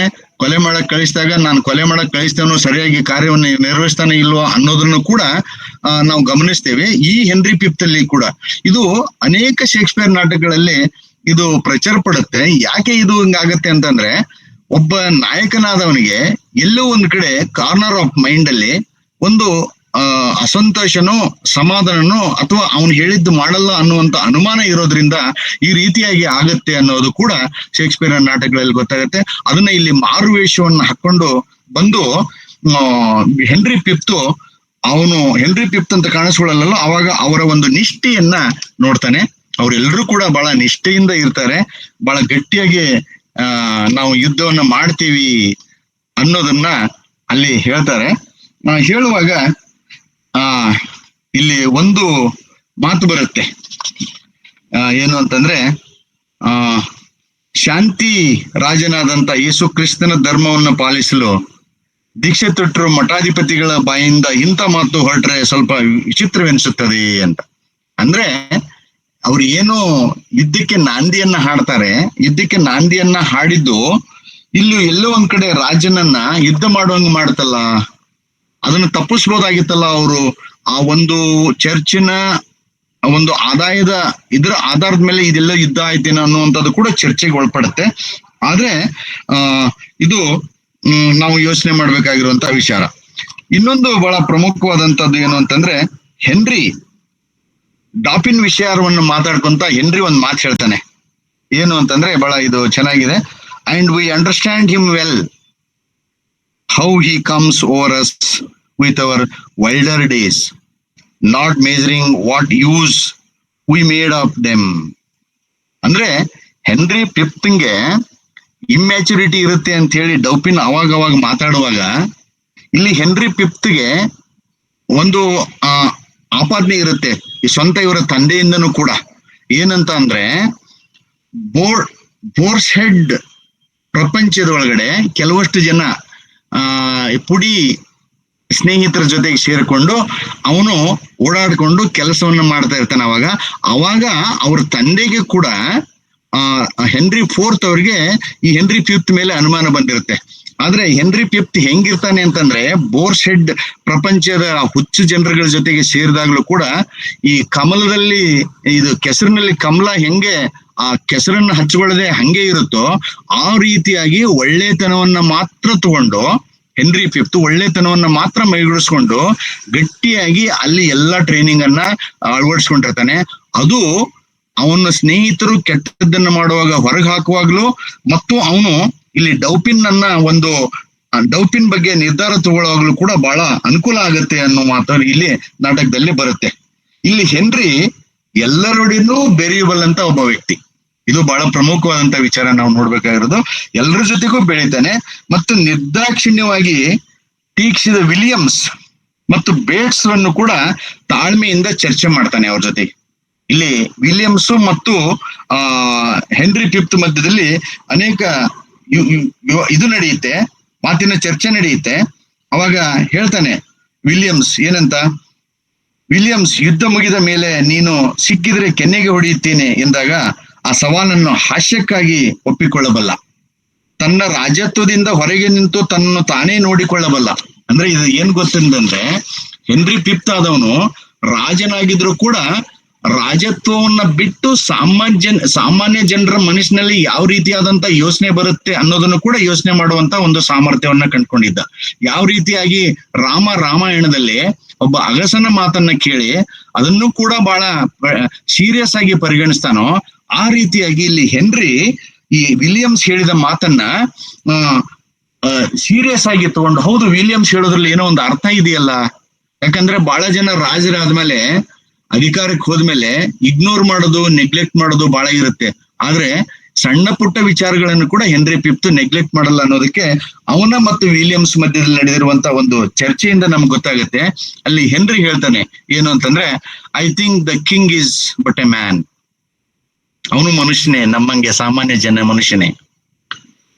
As I am, the violet smells to him as it doth to me. The element shows to him as it doth to me. All his senses have but human conditions. His ceremonies laid by, in his nakedness, he appears but a man. He appears but a man. ಅವನು ಕೂಡ ಸಹಜವಾದಂತ ಮನುಷ್ಯನೇ, ಆದ್ರೆ ಅಧಿಕಾರ ಅನ್ನೋದೊಂದಿರುತ್ತೆ. ಅಧಿಕಾರ ಅನ್ನೋದೊಂದು ಬಿಟ್ರೆ, ಅಧಿಕಾರದ ವೈಭವದಲ್ಲಿ ಇರ್ತಾನೆ ಅನ್ನೋದು ಬಿಟ್ರೆ ಅವನು ಸಹಜ ಮನುಷ್ಯನೇ.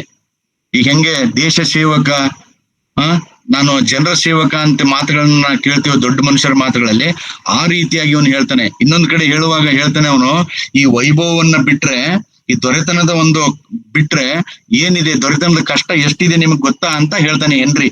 ಆ ಹೇಳೋ ಮಾತಲ್ಲಿ ಇಲ್ಲಿ ಹೇಳ್ತಾನೆ, ಇಟ್ ಈಸ್ ನಾಟ್ ದ ಬಾಂಬ್. ದೊರೆತನದ ಕಷ್ಟ ಏನನ್ನೋದನ್ನ ಹೆನ್ರಿ ಹೇಳ್ತಾನೆ. ದೊರೆತನ ಅನ್ನೋದೊಂದಿರುತ್ತೆ, ವೈಭವ ಅನ್ನೋದಿರುತ್ತೆ, ಆದ್ರೆ ದೊರೆತನ ಮಾಡೋವನಿಗೆ, ರಾಜನಿಗೆ ಸರಿಯಾಗಿ ನಿದ್ದೆ ಇರಲ್ಲ, ಸರಿಯಾಗಿ ಊಟ ಮಾಡಕ್ಕಾಗಲ್ಲ. ಯಾಕಂತಂದ್ರೆ brain is full of thinkings, ಯೋಚನೆಗಳು, ಮುಂದೆ ಏನಾಗುತ್ತೆ, ಏನ್ ಮಾಡ್ಬೇಕು ಅನ್ನೋದು ಯೋಚನೆ ಇರುತ್ತೆ. ಆದ್ರೆ ಅದೇ ರಾಜ್ಯದಲ್ಲಿ ಇರುವಂತ ಒಬ್ಬ ಭಿಕ್ಷುಕ ಊಟ ಮಾಡಿದ ತಕ್ಷಣ ನಿದ್ದೆ ಬರುತ್ತೆ ಅನ್ನುವಂತ ಮಾತನ್ನು ಕೂಡ ಹೆನ್ರಿ ಫಿಫ್ತ್ ಇಲ್ಲಿ ಹೇಳ್ತಾನೆ. ಅದು ಯಾವ ಚೆನ್ನಾಗಿ ಹೇಳ್ತಾನೆ ಇಲ್ಲಿ ಅಂತಂದ್ರೆ, upon the king let us our lives, our souls, our debts, our careful wives, our children and our sins lay on the king. ಇಲ್ಲಿ ರಾಜನ ಮೇಲೆ ಎಷ್ಟೊಂದು ಜವಾಬ್ದಾರಿ ಇರುತ್ತೆ, ಎಷ್ಟೊಂದು ಕಷ್ಟ ಇರುತ್ತೆ ಅನ್ನೋದನ್ನು ಕೂಡ ಹೆನ್ರಿ ತನ್ನ ದೊರೆತನದ ಕಷ್ಟವನ್ನ ಹೇಳುವಾಗ ವಿಲಿಯಮ್ಸ್ಗೆ ಹೇಳ್ತಾನೆ. ಆದ್ರೆ ವಿಲಿಯಮ್ಸು ಬಹಳ ಪ್ರಬುದ್ಧನಾದಂತ ವ್ಯಕ್ತಿ. ಅವನು ಹೇಳ್ತಾನೆ ನೆಕ್ಸ್ಟ್ ಏನಂತಂದ್ರೆ, ಅವನಿಗೆ what infinite heart's ease. Infinite ಅಂದ್ರೆ ಇದು ಒಂದೊಂದು ಮ್ಯಾಥಮೆಟಿಕ್ಸ್ ಪದ, ಕೊನೆ ಇಲ್ಲದ, ಅಂತ್ಯವೇ ಇಲ್ಲದಂತ ಒಂದು ಸಾವುಗಳಿಗೆ. Must kings neglect that private men enjoy, and what have kings that privates have not too, save ceremony, save general ceremony. ಸಾಮಾನ್ಯ ಜನರನ್ನ ನೀನು ಸೇವ್ ಮಾಡ್ಬೇಕಾಗಿರುವಂತ ಪ್ರಜಾ ಸೇವಕ ನೀನು, ಧರ್ಮ ಸೇವಕ ನೀನು ಅನ್ನುವಂತ ಜವಾಬ್ದಾರಿ ಮಾತನ್ನ ವಿಲಿಯಮ್ಸ್ ಬಹಳ ಸ್ಪಷ್ಟವಾಗಿ ಹೇಳ್ತಾನೆ. ಎಲ್ಲೋ ಒಂದ್ ಕಡೆ ನಾವು ಕೆಲವಷ್ಟು ಜನ ದೊಡ್ಡ ಲೀಡರ್ಗಳಿಗೆ, ದೊಡ್ಡ ವ್ಯಕ್ತಿಗಳಂತ ನಾವು ಅನ್ಕೊಂಡಿರೋರಿಗೆ ವಸ್ತುನಿಷ್ಠವಾಗಿ ಧೈರ್ಯದಿಂದ ಹೇಳಕ್ಕೆ ಹಿಂಜರಿತೀವಿ. ಆದ್ರೆ ಯಾವುದು ಸತ್ಯ ಅನ್ನೋದನ್ನ ನಾವು ನೇರವಾಗಿ ಹೇಳಲೇಬೇಕನ್ನೋದು ಈ ಗ್ರೀಕ್ ನಾಟಕಗಳಲ್ಲಿ ಮತ್ತು ಶೇಕ್ಸ್ಪಿಯರ್ ನಾಟಕಗಳಲ್ಲಿ ನಾವು ಕಂಡ್ಕೋತೀವಿ. ಇಡಿಪಸ್ ದಿ ಕಿಂಗ್ ಅನ್ನುವಂತ ನಾಟಕದಲ್ಲಿ ಒಬ್ಬ ಬ್ಲೈಂಡ್ ಪ್ರೊಫೆಟ್ ಆ ಭವಿಷ್ಯವನ್ನ ನುಡಿತಾನೆ. ಭವಿಷ್ಯವನ್ನ ನುಡಿದಾಗ ಇಡಿಪಸ್ ದಿ ಕಿಂಗ್, ರಾಜನಿಗೆ ಸಿಟ್ಟು ಬರುತ್ತೆ. ಇಡಿಪಸ್ ಕಿಂಗ್ ಪ್ರಾಮಾಣಿಕ ಆದ್ರೂ ಕೂಡ ಸಿಟ್ಟು ಬರುತ್ತೆ ಅವನಿಗೆ. ಈ ಒಬ್ಬ ಕುರುಡು ಭವಿಷ್ಯಗಾರ ನನ್ನನ್ನೇ ತಪ್ಪು ಹೊರಿಸ್ತಾ ಇದ್ದಾನಲ್ಲ, ನನ್ನ ಮೇಲೆ ತಪ್ಪು ಹೊರಿಸ್ತಾ ಇದ್ದಾನೆ ಅಂತ ಹೇಳಿ, ನಿನ್ನನ್ನು ಕೊಲೆ ಮಾಡ್ಬಿಡ್ತೀನಿ ಅಂತಂದಾಗ ಅವನು ಹೆದರಲ್ಲ. ಬ್ಲೈಂಡ್ ಪ್ರೊಫೆಟ್ ಅಂದ್ರೆ ಸತ್ಯಕ್ಕಾಗಿ ಸಾಯಕ್ಕೂ ಕೂಡ ರೆಡಿ ಇರುವಂತ ಒಬ್ಬ ಕಮಿಟೆಡ್ ಪರ್ಸನ್ ಆಗಿ ಅಲ್ಲಿ ಕಾಣ್ತಾನೆ. ಇಲ್ಲಿ ಶೇಕ್ಸ್ಪಿಯರ್ ನಾಟಕಗಳಲ್ಲೂ ಕೂಡ ಈ ವಿಲಿಯಮ್ಸ್ ನಂತವರು ಕೆಲವಷ್ಟು ಪಾತ್ರಗಳು ಬಹಳ ನಮ್ಗೆ ಸ್ಪಷ್ಟವಾಗಿ ಕಾಣ್ತವೆ. ಈ ವಿಲಿಯಮ್ಸ್ ಹೇಳಿದಾಗ ಅದನ್ನ ಹೆನ್ರಿ ಫಿಫ್ತ್ ನೆಗ್ಲೆಕ್ಟ್ ಮಾಡಲ್ಲ, ಬಹಳ ಸೀರಿಯಸ್ ಆಗಿ, ಮೆಟಿಕ್ಯುಲಸ್ ಆಗಿ ತನ್ನ ಗಮನಕ್ಕೆ ತಗೊಂಡ್ಬರ್ತಾನೆ. ಹಿಂದೆ ಇವ್ರ ತಂದೆನೂ ಕೂಡ ಇದೇ ರೀತಿಯಾಗಿ ಮಾತಾಡಿದ್ದ ಅನ್ನೋದು ಕೂಡ ಇಲ್ಲಿ ನಾಟಕದಲ್ಲಿ ಬರುತ್ತೆ.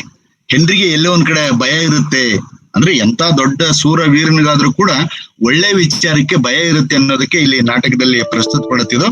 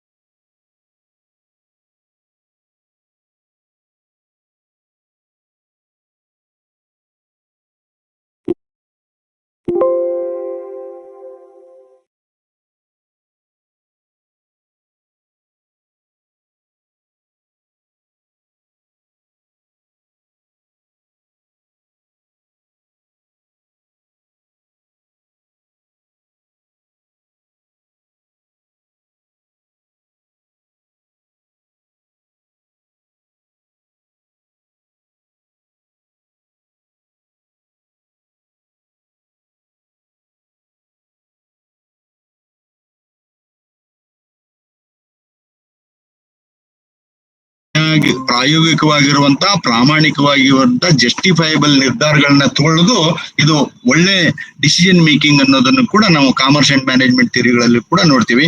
ಅದಕ್ಕೆ ಹೇಳ್ತಾನೆ ಹೆನ್ರಿ ಇಲ್ಲಿ, ಹೆನ್ರಿ ಸ್ವಭಾವ ಉನ್ಮಾದಕ್ಕೆ ವಶವಾಗಿ ವಿವೇಕವನ್ನು ಮರೆಯುವಂತವನಲ್ಲ ನಾನು.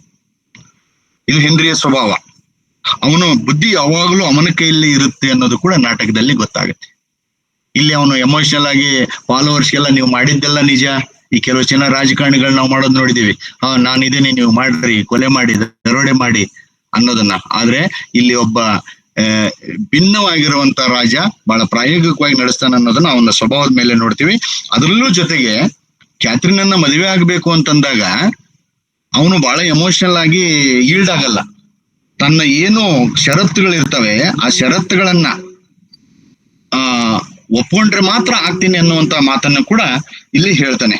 ಅದು ಹೀಗಿದೆ, ತನ್ನ ವಿಜಯದಿಂದ ಬರಬೇಕಾದ ಪ್ರಯೋಜನವನ್ನು ಲೇಷ ಮಾತ್ರ ಬಿಡಕ್ ಸಾಧ್ಯ ಇಲ್ಲ ಅವನು. ಅದನ್ನ ಹೇಳ್ತಾನೆ, no it is not possible. Should you love the enemy of France? ಅಲ್ಲಿ ಕ್ಯಾಥರಿನ್ ಒಂದ್ ಮಾತು ಕೇಳ್ತಾನೆ, ನೀನು ನನ್ನನ್ನ ಪ್ರೀತಿ ಮಾಡ್ತೀಯಾ ಅಂತ ಕೇಳಿದಾಗ ಅವಳ ಕಡೆಯಿಂದ ಭಾಷೆ ಅರ್ಥ ಆಗದೆ ಇರುವಾಗ ಈ ಜಸ್ಟ್ನಲ್ಲಿ ಇಲ್ಲ ಅಂತ ಬಂದಾಗ ಈ ಮಾತನ್ನ ಹೇಳ್ತಾನೆ Henry, no it is not possible. You should love the enemy of France.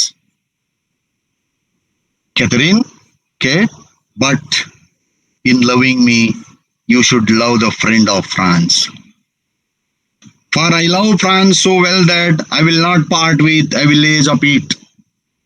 I will have it all mine. And okay, when France is mine and I am yours, then yours is France and you are mine. ಇಲ್ಲಿ ಹೇಳೋದ್ರಲ್ಲಿ ಏನ್ ಹೇಳ್ತಾನೆ ಅಂತಂದ್ರೆ henry ಬಹಳ ಸ್ಪಷ್ಟವಾಗಿ ಹೇಳ್ತಾನೆ, ನಿನ್ನ ಮದುವೆ ಮಾಡ್ಕೊತೀನಿ ಅಂದು ಒಂದು ಮಾತ್ರಕ್ಕೆ ಎಲ್ಲವನ್ನ ಬಿಟ್ಕೊಟ್ಟು ಅಂತಲ್ಲ.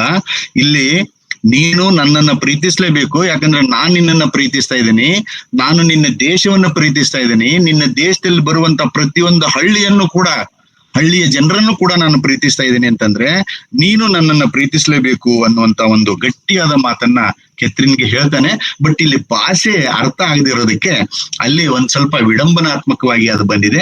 ಅಲ್ಲಿ ಅವಳ ಪರಿಚಾರಿಕೆ ಅವಳಿಗೆ ಇಂಗ್ಲಿಷ್ ಅನ್ನ ಕಲ್ಸಕ್ಕೆ ಪ್ರಯತ್ನವನ್ನ ಮಾಡ್ತಾಳೆ. ಇಂಗ್ಲಿಷ್ ಅನ್ನ ಕಲ್ಸಕ್ ಪ್ರಯತ್ನ ಮಾಡಿ ಕೆಲವಷ್ಟು ದಿನ ಬಂದು ಅವಳ ಹತ್ರನೇ ಉಳಿದು ಇಂಗ್ಲಿಷ್ ಅನ್ನು ಕಲ್ಸಕ್ಕೂ ಕೂಡ ಅವಳು ಪ್ರಾಮಾಣಿಕವಾದಂತ ಪ್ರಯತ್ನ ಮಾಡ್ತಾಳೆ ಅನ್ನೋದು ಕೂಡ ನಾಟಕದಲ್ಲಿ ನಮ್ಗೆ ಗೊತ್ತಾಗುತ್ತೆ. ಈ ರೀತಿಯಾಗಿ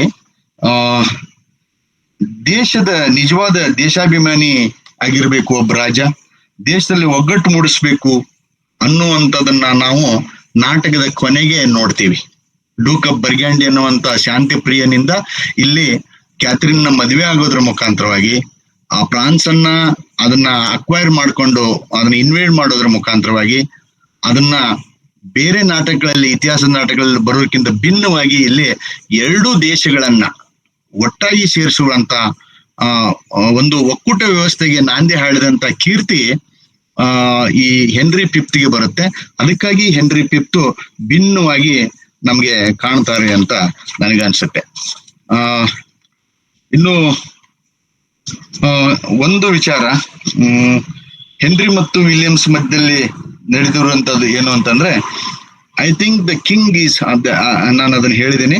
ಇಲ್ಲಿ ನಿಮ್ಗೆ ಆಮೇಲೆ ಏನಾದ್ರು ಚರ್ಚೆಗೆ ಮಾತಾಡುವಾಗ ಹೇಳೋದಾದ್ರೆ ಇದನ್ನ ಮುಂದುವರ್ಸೋಣ. ಬಹಳ ಮುಖ್ಯವಾಗಿ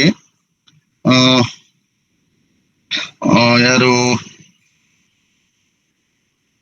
ಈ ಪುಟ್ಟನ್ನ ಒಂದು ನಾಟಕವನ್ನ ಆಡ್ತಾನಲ್ವಾ, ಇಲ್ಲಿ ಯಾರು ಹೆನ್ರಿ ಫಿಫ್ತ್ ಈ ನಾಟಕವನ್ನ ಆಡಿದಾಗ, ಅಂದ್ರೆ ಅವ್ರಿಗೆ ಶಿಕ್ಷೆ ಕೊಡುವಂತ ಸಂದರ್ಭದಲ್ಲಿ ನಾಟಕವನ್ನ ಆಡಿದಾಗ ಅವನು ಎಲ್ಲೋ ಒಂದ್ ಕಡೆ ಸಮಾಜದಲ್ಲಿ ಈ ತರ ನಡೀತಾ ಇದ್ರೆ ಇದನ್ನ ಇದೇ ರೀತಿಯಾಗಿ ನಿರ್ವಹಿಸ್ಬೇಕನ್ನುವಂತ ಒಂದು ಮಾತನ್ನು ಹೇಳ್ತಾನೆ.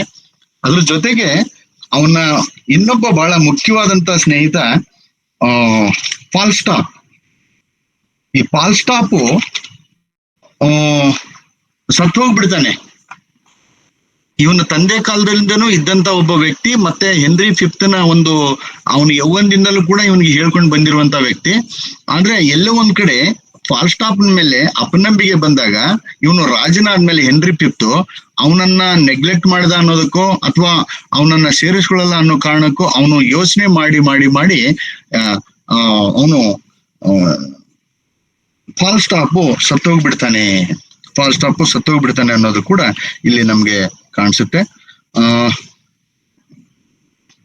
ಇಷ್ಟು ಹೇಳಿ ಆ, ನಾನು ಈಗ ಈ ಒಂದು ಸಣ್ಣ ಪ್ರಯತ್ನಕ್ಕೆ ವಿರಾಮವನ್ನು ಹೇಳ್ತೀನಿ. ಅವಕಾಶಕ್ಕಾಗಿ ನನ್ಗೆ ಧಾರವಾಡ ಕಟ್ಟೆಯ ಎಲ್ಲ ಅಧ್ಯಕ್ಷರಿಗೂ, ಬಸವರಾಜ್ ಡೋಣೂರ್ ಸರ್ಗೂ ಮತ್ತು ಡಾಕ್ಟರ್ ವಿಜಯಲಕ್ಷ್ಮಿ ದಾನ್ ರೆಡ್ಡಿ ಅವರಿಗೂ, ಎಲ್ಲ ಪದಾಧಿಕಾರಿಗಳಿಗೂ ಮತ್ತು ಎಲ್ಲಾ ಭಾಗವಹಿಸಿದಂತ ಸಾಹಿತ್ಯಾಸಕ್ತರಿಗೂ ನನ್ನ ನಮನಗಳನ್ನು ಸಲ್ಲಿಸಿ, ನಿಮ್ಮ ವಿಮರ್ಶೆಗೆ ನಿಮ್ಮ ಏನು ಕ್ಲಾರಿಫಿಕೇಶನ್ಸ್ ಇದಾವೆ ನಾನು ಉತ್ತರವನ್ನು ಕೊಡಕ್ ಪ್ರಯತ್ನ ಮಾಡ್ತೇನೆ. ಆಗದಿದ್ರೆ ನನ್ನ ಹಿರಿಯರಾದಂತ ಬಸವರಾಜ್ ಡೋಣೂರ್ ಸರ್ ಮತ್ತೆ ಕಲಂದರ್ ಸರ್ ಇದ್ದಾರೆ, ನೀವೆಲ್ಲರೂ ಆಸಕ್ತರಿದ್ದೀರ. ಮುಂದೆ ಚರ್ಚೆಗೆ ಇದನ್ನ ಮಾಡಿ. Thank you sir. Thank you madam.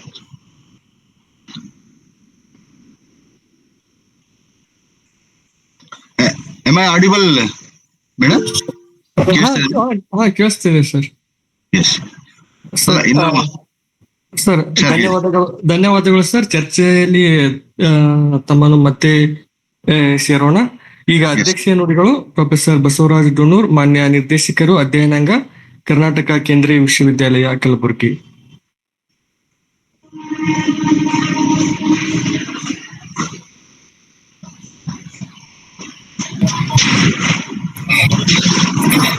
ಎಲ್ಲರಿಗೂ ನಮಸ್ಕಾರ. ಶಿವರಾಜ್, ನನ್ನ ಧ್ವನಿ ಕೇಳಿಸ್ತದಲ್ಲ?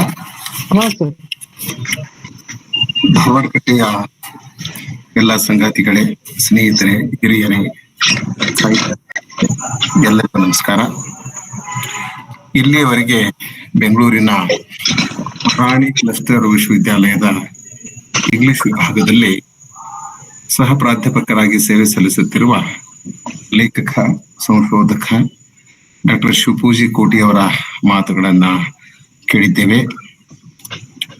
ಶೇಕ್ಸ್ಪಿಯರ್ನ ಬ್ರಿಟಿಷ್ ಐತಿಹಾಸಿಕ ನಾಟಕ 5ನೇ ಹೆನ್ರಿಯ ಬಗ್ಗೆ ಅವರು ಸುಮಾರು 1 ಗಂಟೆ ಬಹಳ ನಿರರ್ಗಳವಾಗಿ ಪರಿಣಾಮಕಾರಿಯಾಗಿ ಮಾತನಾಡಿದ್ರು.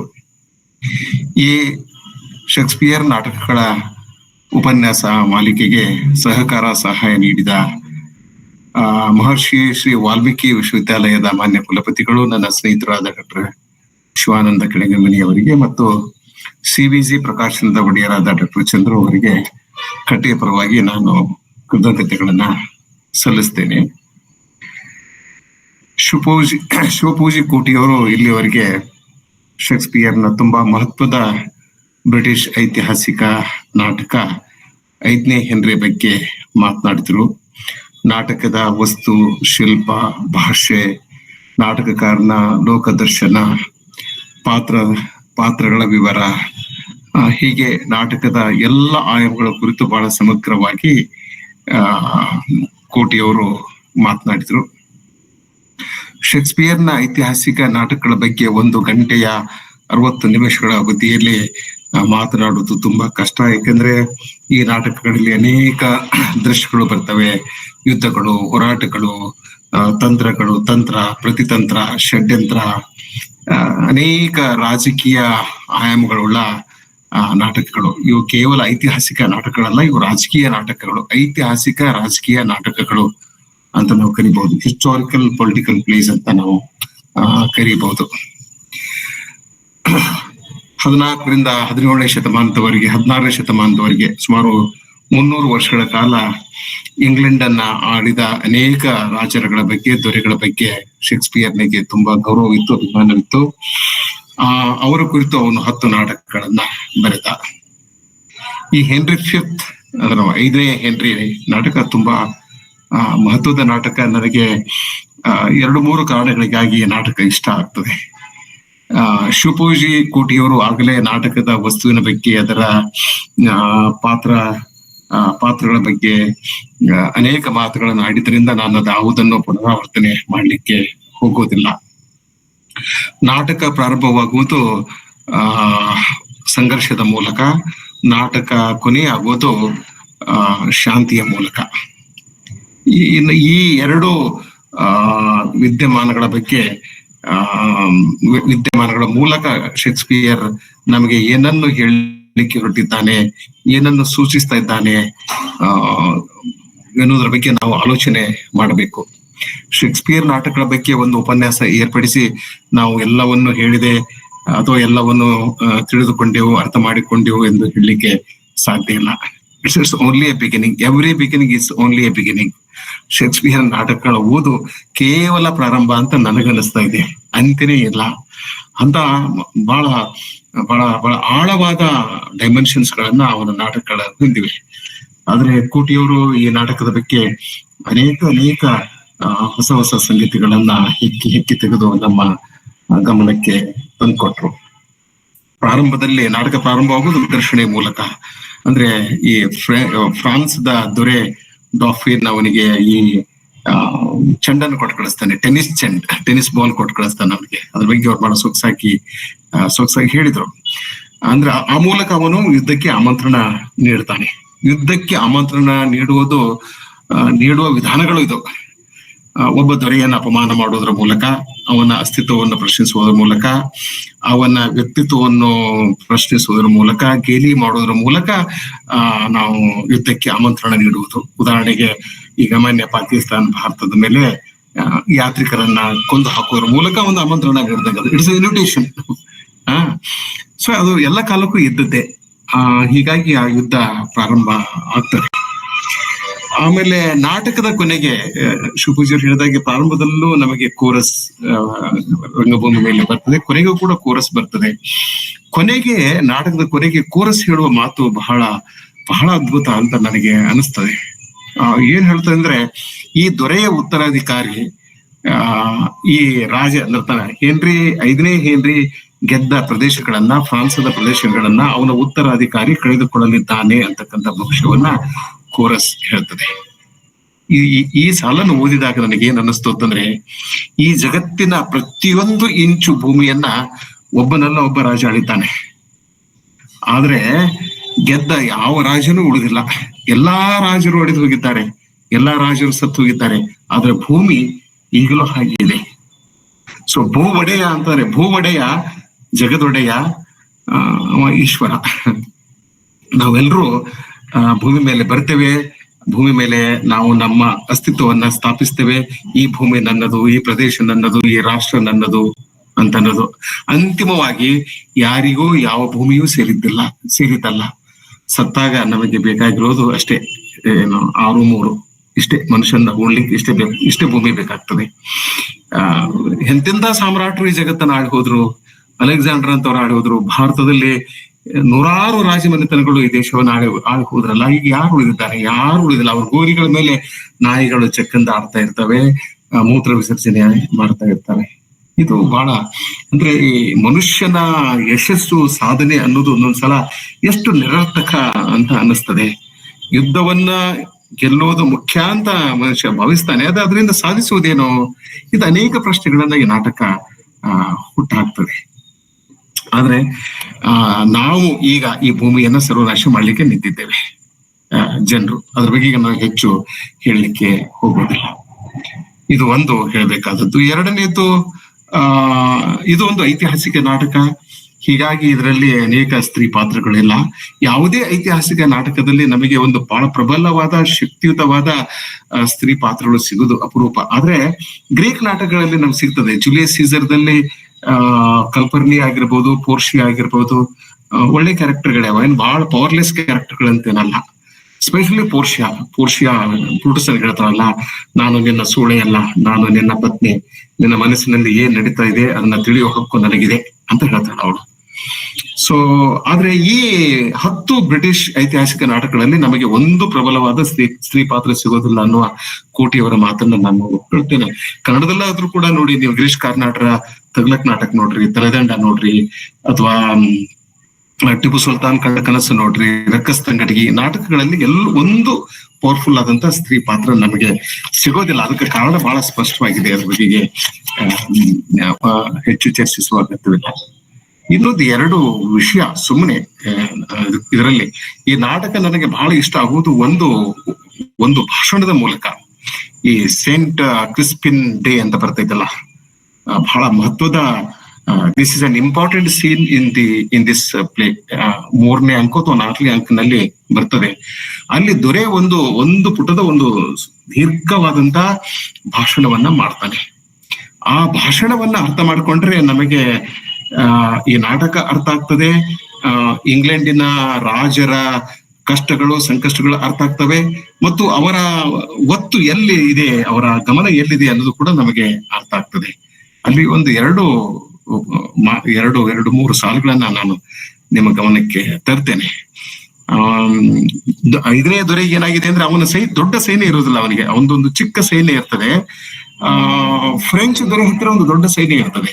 ಒಂದು ಸಣ್ಣ ಸೈನ್ಯವನ್ನ ಕಟ್ಟಿಕೊಂಡು ಒಂದು ಬಲಾಢ್ಯವಾದ ಸೈನ್ಯವನ್ನ ಸೋಲಿಸಬೇಕಾಗಿರ್ತದೆ. ಆಗ ರಾಜನಾದವನು, ದೊರೆಯಾದವನು ಏನ್ ಮಾಡ್ಬೇಕು ಅಂತಂದ್ರೆ, ತನ್ನ ಸೈನಿಕರಲ್ಲಿ ಪ್ರಚಂಡವಾದ ಆತ್ಮವಿಶ್ವಾಸವನ್ನ ಹುಟ್ಟಿಸ್ಬೇಕಾಗ್ತದೆ.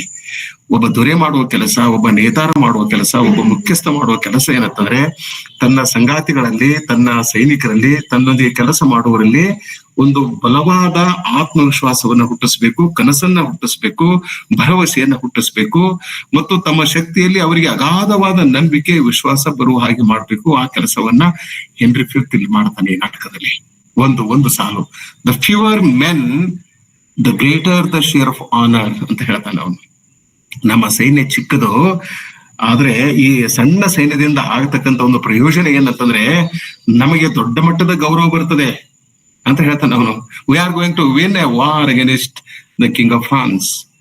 ಈ ಫ್ರಾನ್ಸ್ ದೊರೆಯ ವಿರುದ್ಧ ನಾವು ಈ ಯುದ್ಧವನ್ನ ಗೆಲ್ತೇವೆ. ಕಡಿಮೆ ಸಂಖ್ಯೆ ಇರೋದರಿಂದ ನಮಗೆ ಹೆಚ್ಚು ಗೌರವ ಬರ್ತದೆ ಅಂತ ಹೇಳ್ತಾನೆ ಅವನು. ಆಮೇಲೆ, we happy and we band of brothers, for he today that sheds his blood with me shall be my brother. ಈ ಭಾಷಣದಲ್ಲಿ ಇರ್ತಕ್ಕಂಥ ಒಂದು ಫೋರ್ಸ್ ಏನಿದೆಯಲ್ಲ, ಯಾರೇ ಈ 5ನೇ ಹೆನ್ರಿಯ ಈ ಭಾಷಣವನ್ನ ಯಾರು ಬೇಕಾದ್ರೂ ಕೇಳ್ರಿ, ಅವರ ಮೈಯಲ್ಲಿ ಸಂಚಲನ ಉಂಟಾಗ್ತದೆ, ಅವ್ರಿಗೆ ಆನೆ ಬಲ ಬರ್ತದೆ. ಇಲ್ಲ, ನಾನು ಹೋರಾಡಬೇಕು ಅಂದ್ರೆ ದೇಶಪ್ರೇಮ, ದೇಶಭಕ್ತಿ ಅಥವಾ ರಾಷ್ಟ್ರಭಕ್ತಿಯ ಕಿಡಿಯನ್ನ ತನ್ನ ಸೈನಿಕರಲ್ಲಿ ಹೊತ್ತಿಸುವ ಕೆಲಸವನ್ನ ದೊರೆಯಾದವನು ಮಾಡ್ತಾನೆ. ಯಾವುದೇ ಒಂದು ಯುದ್ಧವನ್ನ ನೀವು ಮಾಡ್ಬೇಕಾದ್ರೆ, ಯುದ್ಧದಲ್ಲಿ ಗೆಲ್ಬೇಕಾದ್ರೆ ಅಪ್ಪಟವಾದ ದೇಶ ಪ್ರೇಮ ಇರಲೇಬೇಕು. ನಾವು ಮೊನ್ನೆ ಪಾಕಿಸ್ತಾನದೊಂದಿಗಿನ ಎಲ್ಲಾ ಯುದ್ಧಗಳನ್ನ ನಾವು ಯಾಕೆ ಗೆದ್ದಿದ್ದೇವೆ ಅಂತಂದ್ರೆ, ನಮ್ಮ ಸೈನಿಕರಲ್ಲಿ ಅಂತ ಒಂದು ಕಿಡಿಯನ್ನ ಹೊತ್ತಿಸುವಲ್ಲಿ ನಮ್ಮ ನೇತಾರರು ಯಶಸ್ವಿಯಾಗಿದ್ದಾರೆ. ಆ ಕೆಲಸವನ್ನು ಅವನು ಮಾಡ್ತಾನೆ. ನಾವು ಸಂಖ್ಯೆಯಲ್ಲಿ ಕಡಿಮೆ, we few but we happy. ನಾವು ಸಂತೋಷದಿದ್ದೇವೆ. ನಮ್ಮ ಸಂಖ್ಯೆ ಸಣ್ಣದು, ನಾವು ಕೆಲವೇ ಜನ ಇದ್ದೇವೆ, ನಾವು ಸಂತೋಷದಿಂದ ಇದ್ದೇವೆ. And we band of brothers, ನಾವೆಲ್ಲರೂ ಅಣ್ಣ ತಮ್ಮಂದಿರು. ಈ ಭ್ರಾತೃತ್ವ ಏನಿದೆಯಲ್ಲ, ಈ ಸೋದರತ್ವ ಅಥವಾ ಭ್ರಾತೃತ್ವ, ಇದು ಬಹಳ ಮುಖ್ಯ. ನಾವೆಲ್ಲರೂ ಸಹೋದರರು ಅಂದಾಗ ನಮ್ಮಲ್ಲಿ ಇರ್ತಕ್ಕಂಥ ಅಭಿಪ್ರಾಯ ಭೇದ, ಮತಭೇದ ಅಳಿಸಿ ಹೋಗ್ತದೆ. ಎಲ್ಲಾ ಕಂದಕಗಳು ತಾನೇ ಮುಚ್ಚಿ ಹೋಗ್ಬಿಡ್ತವೆ. ನಾವೆಲ್ಲರೂ ಒಂದುಗೂಡ್ತೇವೆ, ಒಗ್ಗಟ್ಟಾಗ್ತವೆ, ಒಂದು ದನಿ ಆಗ್ತವೆ. ಆಗ ನಮ್ಮೆಲ್ಲರ ಕನಸು ಒಂದಾಗ್ತದೆ, ನಮ್ಮೆಲ್ಲರ ಆಶಯ ಕೂಡ ಒಂದಾಗ್ತದೆ. ಇದನ್ನ ಅವನು ಇಂಥ ಒಂದು ಭಾವನೆ ಸೈನಿಕರಲ್ಲಿ ಬರುವ ಹಾಗೆ ಮಾಡ್ತಾನೆ.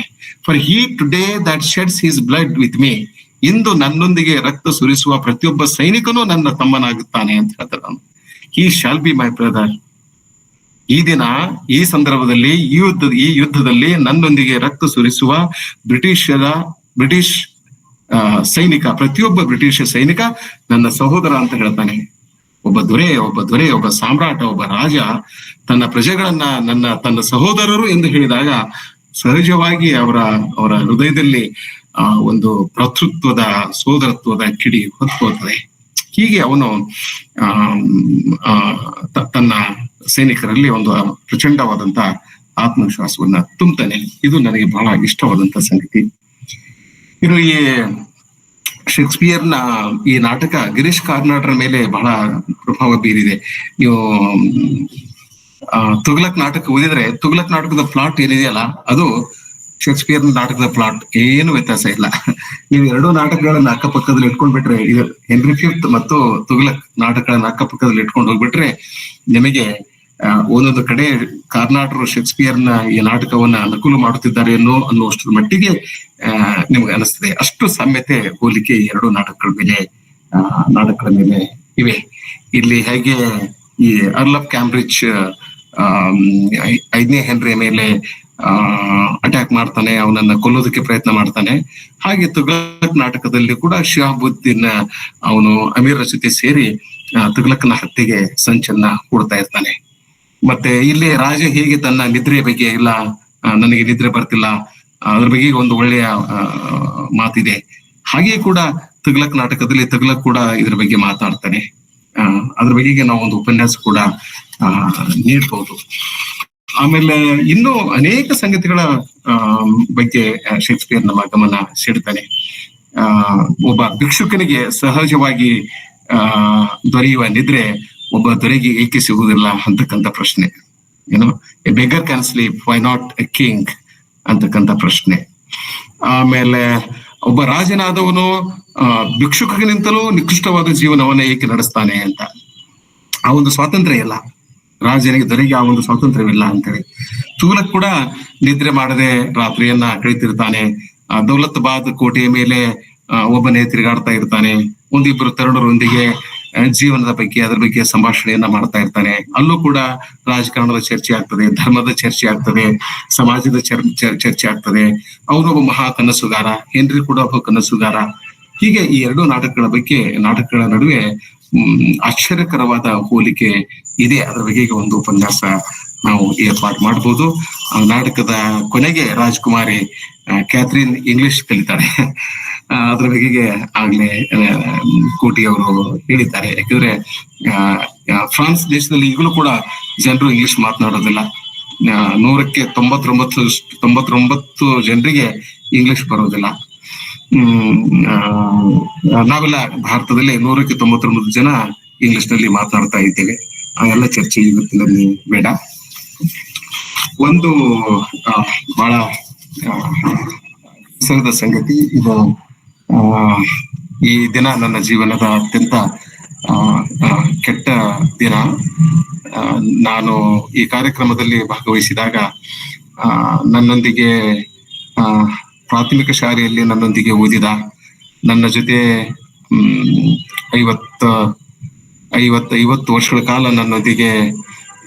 ನನ್ನೊಂದಿಗಿದ್ದ ನನ್ನ ಪ್ರೀತಿಯ ಆತ್ಮೀಯ ಗೆಳೆಯ ಬಸವರಾಜ್ ಬಾವೂರ್ ಇದೀಗ 6 ಗಂಟೆ ಹೊತ್ತಿಗೆ ಬಾಗಲಕೋಟೆಯ ಖಾಸಗಿ ಆಸ್ಪತ್ರೆಯಲ್ಲಿ ಹೃದಯಾಘಾತದಿಂದ ಮತ್ತು ಮೂತ್ರಪಿಂಡ ವೈಫಲ್ಯದಿಂದ ನಿಧನ ಹೊಂದಿದ ಎಂಬ ಸಂಗತಿ ಇವತ್ತು ಬಹಳ ದುಃಖದ ಸಂಗತಿ, ಬಹಳ ಖೇದಕರ ಸಂಗತಿ.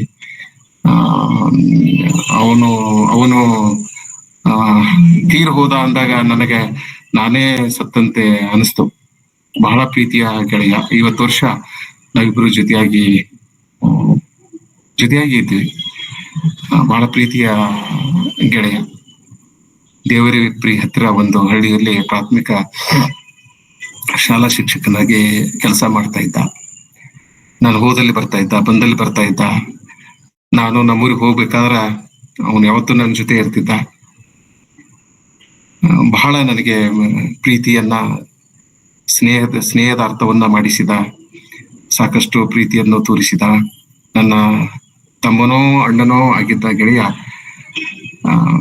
ಅಕಾಲಿಕ ಮೃತ್ಯುವಿಗೆ ಈಡಾದ. ಅವನು ಲೇಖಕ ಅಲ್ಲ, ಓದಿದವನಲ್ಲ, ಹೆಚ್ಚು ಓದಿದವನಲ್ಲ, ಲೇಖಕನಲ್ಲ, ಬರಹಗಾರನಲ್ಲ. ಆದ್ರೆ ಒಬ್ಬ ಅನೇಕ ಲೇಖಕರಿಗೆ ವಸ್ತುವಾಗಬಲ್ಲಂತ, ಅನೇಕ ಕಥೆ ಕಾದಂಬರಿಗಳಿಗೆ ವಸ್ತುವಾಗಬಲ್ಲಂತ ಅದ್ಭುತವಾದ ಜೀವನವನ್ನ ನಡೆಸಿದ ಗೆಳೆಯ ಬಸವರಾಜ್ ಬಾವೂರ್ ಈಗ ಇಲ್ಲ. ನಾನು ಅವನ ಆತ್ಮಕ್ಕೆ ಶಾಂತಿ ಕೋರುತ್ತೇನೆ. ದೇವರು ಅವನಿಗೆ ಸದ್ಗತಿ ನೀಡಲಿ. ಅವನಿಗೆ 3 ಜನ ಮಕ್ಕಳು, ಅವರೆಲ್ಲರೂ ನನಗೆ ಮಕ್ಕಳೇ. ಒಬ್ಳು ಹೆಣ್ಮಕ್ಳು, 2 ಗಂಡು ಮಕ್ಕಳು. ಪ್ರಾಥಮಿಕ ಶಾಲಾ ಶಿಕ್ಷಕನಾಗಿದ್ದ, ಇನ್ನೂ 4 ವರ್ಷ ಸರ್ವಿಸ್ ಇತ್ತು. ಮಕ್ಕಳನ್ನ ಓದಿಸ್ಬೇಕು ಅಂತಿದ್ದ, ಮಕ್ಕಳನ್ನ ಬೆಳೆಸ್ಬೇಕು ಅಂತಿದ್ದ. ಆದ್ರೆ ಇದ್ದಕ್ಕಿದ್ದಂತೆ ಹೋಗ್ಬಿಟ್ಟ. ಬಹಳ ದುಃಖ ಆಗ್ತಾ ಇದೆ. ಇಂಥ ಗೆಳೆಯ ನನ್ನ ಜೀವನದಲ್ಲಿ ಗೆಳೆಯರು ಸಿಗೋದು ಬಹಳ ಅಪರೂಪ. ಅಂತ ಅಪರೂಪದ ಗೆಳೆಯ ಹೊರಟು ಹೋದ. ಧಾರವಾಡ ಕಟ್ಟಿ ಅವನಿಗೆ ಈ ಮೂಲಕ ಶ್ರದ್ಧಾಂಜಲಿ ಸಲ್ಲಿಸ್ತೇವೆ. ಕೊನೆ ಪಕ್ಷ ನಾನು ಬದುಕಿರುವಷ್ಟು ಕಾಲ ಅವನು ಬದುಕಿರ್ಬೇಕಾಗಿತ್ತು, ಆದ್ರೆ ಆಗ್ಲಿಲ್ಲ.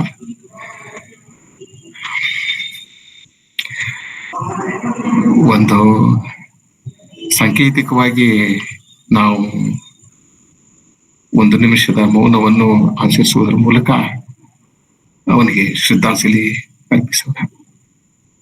ಮತ್ತೆ ಮುಂದಿನ ಗುರುವಾರ ಭೇಟಿ ಆಗೋಣ, ಮಾತನಾಡೋಣ.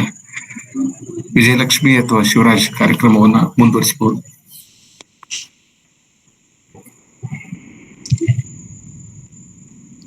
Okay sir. ಈ ಮೂಲಕ ಅಗಲ್ದಂತ ಆತ್ಮಕ್ಕೆ ಧಾರವಾಡ ಕಟ್ಟೆ ಬಳಗದ ವತಿಯಿಂದ ಮತ್ತೊಮ್ಮೆ ನಾವು ಅವರ ಆತ್ಮಕ್ಕೆ ಶಾಂತಿ ಕೋರ್ತೇವೆ. ಹಾಗೇನೆ ಅವರ ಕುಟುಂಬಕ್ಕೆ ಈ ಒಂದು ದುಃಖವನ್ನ ಸಹಿಸುವಂತಹ ಶಕ್ತಿಯನ್ನ ಭಗವಂತ ನೀಡ್ಲಿ ಅಂತಾನೂ ಕೂಡ ನಾವು ಆ ದೇವರಲ್ಲಿ ಮೊರೆ ಹೋಗ್ತೇವೆ. ಕಾರ್ಯಕ್ರಮ ಮುಂದುವರಿಸಿ, ಚರ್ಚೆಯನ್ನ ಮುಂದುವರಿಸಿ. ಅವಕಾಶ ಇದೆ. ಏನಾದ್ರೂ ಪ್ರಶ್ನೆಗಳಿದ್ರೆ ಅಥವಾ ಪೂರಕ ಮಾತುಗಳಿದ್ರೆ ಸರ್ಗೆ ನೇರವಾಗಿ ತಮ್ಮ ಆಡಿಯೋನ ಅನ್ಮ್ಯೂಟ್ ಮಾಡ್ಕೊಂಡು ಮಾತನಾಡ್ಬೋದು.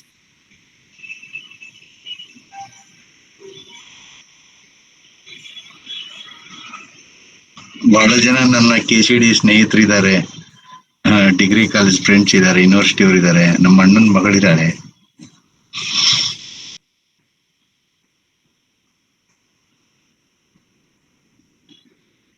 ಪ್ರಶ್ನೆಗಳು ಏನಾದ್ರು ಇದ್ರೆ ಕೇಳಿ, ನನ್ಗೆ ಬಗೆಹರಿಸಕಾಲ ಅಂದ್ರೆ ನನಗೆ ಗುರುಗಳಿದ್ದಾರೆ, ಡೋನರ್ ಸರ್.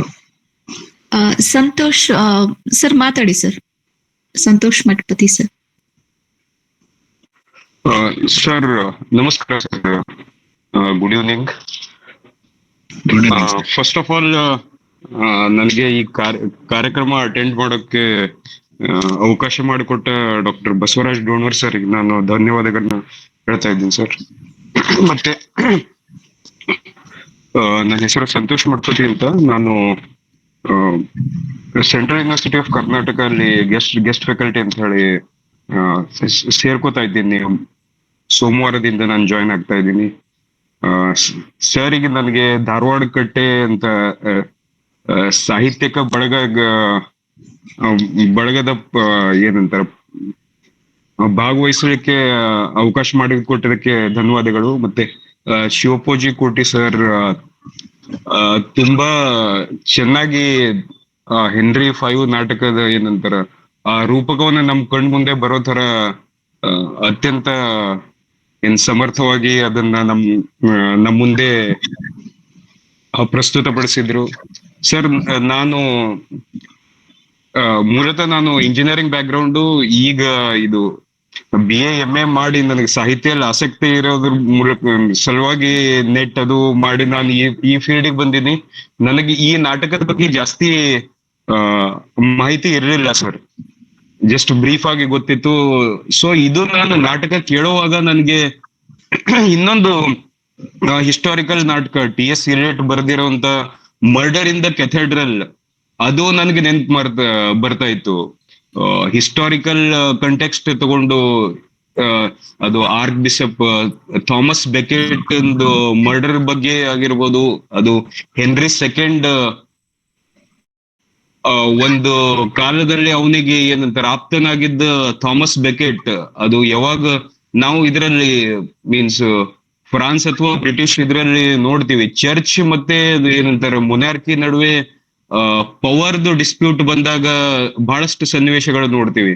ಸೊ ಪೊಲಿಟಿಕಲ್ ಅದು ಒಂದು ಹಿಸ್ಟಾರಿಕಲ್ ಡ್ರಾಮಾ. ಮತ್ತೆ ಕೋರಸ್ ಅನ್ನು ಸಮರ್ಥವಾಗಿ ಯೂಸ್ ಮಾಡ್ಕೊಂಡಿದ್ದ, ಅದರಲ್ಲಿ ಕೂಡ ಮರ್ಡರ್ ಇನ್ ದ ಕೆಥೆಡ್ರಲ್ ಅಲ್ಲಿ ಕೋರಸ್ ಅನ್ನು ಅತ್ಯಂತ ಸಮರ್ಪಕವಾಗಿ ನಾಟಕದಲ್ಲಿ ಉಪಯೋಗ ಮಾಡಿದ್ದಾರೆ. ಮತ್ತೆ ನೀವು ಪಿತೂರಿಗಾರರು ಅಂತ ಹೇಳಿದ್ರಾಗ ಅಲ್ಲಿ ಟೆಂಪ್ಟರ್ಸ್ ಅಂತ ಹೇಳಿ ಬರ್ತಾರೆ. ಸೊ ಅದು ನನ್ಗೆ ಇದು ಏನಂತಾರ ಆ ನಾಟಕ ಈ ನಾಟಕದಲ್ಲಿ ಸಾಮ್ಯತೆ ಕಾಣಿಸ್ತು ಬಹಳಷ್ಟು, ಏನು ಟೆಕ್ನಿಕ್ ಯೂಸ್ ಮಾಡಿದ್ದು. ಸೊ ಅದ್ರ ಮೇಲೆ ಸ್ವಲ್ಪ ನೀವು ದೃಷ್ಟಿ ಚೆಲ್ಬಹುದಾ ಅಂತ ಹೇಳಿ ಸರ್. ಒಂದು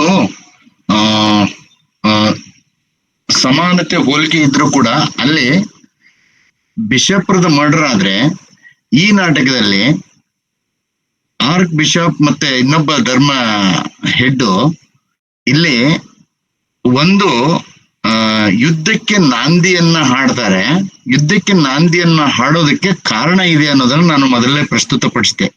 ಏನು ಅಂತಂದ್ರೆ ಅಲ್ಲಿ ಚರ್ಚಿಗೆ ಬರ್ತಿರುವಂತ ಒಂದು ದತ್ತಿ ಹಣ ಇರುತ್ತಲ್ವಾ, ಆ ದತ್ತಿ ಹಣದ ಒಂದು ಸುಮಾರು ಭಾಗವನ್ನ ರಾಜನು ಆ ದೇಶದ ಒಂದು ಬಳಕೆಗೆ ಬಳಸಬಹುದು ಅನ್ನುವಂಥದ್ದು ಒಂದು ಮಂಡನೆ ಪಾಸ್ ಆಗುವಂತದ್ದು ಒಂದು ಪರಿಶೀಲನೆಯಲ್ಲಿರುತ್ತೆ.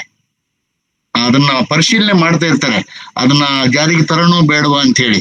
ಆ ಸಂದರ್ಭದಲ್ಲಿ ಇದನ್ನ ಡೈವರ್ಟ್ ಮಾಡಿ ರಾಜನಿಗೆ ಅಲ್ಲಿ ಯುದ್ಧ ಮಾಡಕ್ ಹಚ್ಚಿದ್ರೆ ಇಲ್ಲಿ ಒಂದ್ ಕಡೆ ನಮ್ಗೆ ನ್ಯಾಯವನ್ನು ಸಿಗ್ಬೋದು, ಮತ್ತೆ ಇಂಗ್ಲೆಂಡ್ಗೆ ಒಳ್ಳೇದಾಗ್ಬೋದು ಅನ್ನೋ ಒಂದು 2 ಕಾರಣಗಳಿಗೆ ಅವ್ರು ಹೇಳಿರ್ಬೋದು ಅಂತ ನನಗೆ ಅನ್ಸುತ್ತೆ.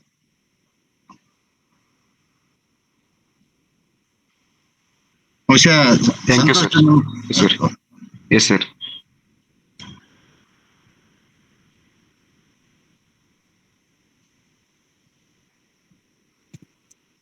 ಮತ್ತೆ ಬೇರೆ ಪ್ರಶ್ನೆಗಳಿದ್ರೆ ದಯವಿಟ್ಟು ತಮ್ಮ ಆಡಿಯೋನ ಅನ್ಮ್ಯೂಟ್ ಮಾಡಿಕೊಂಡು ಸರ್ ಜೊತೆಗೆ ನೇರವಾಗಿ ಮಾತನಾಡ್ಬೋದು.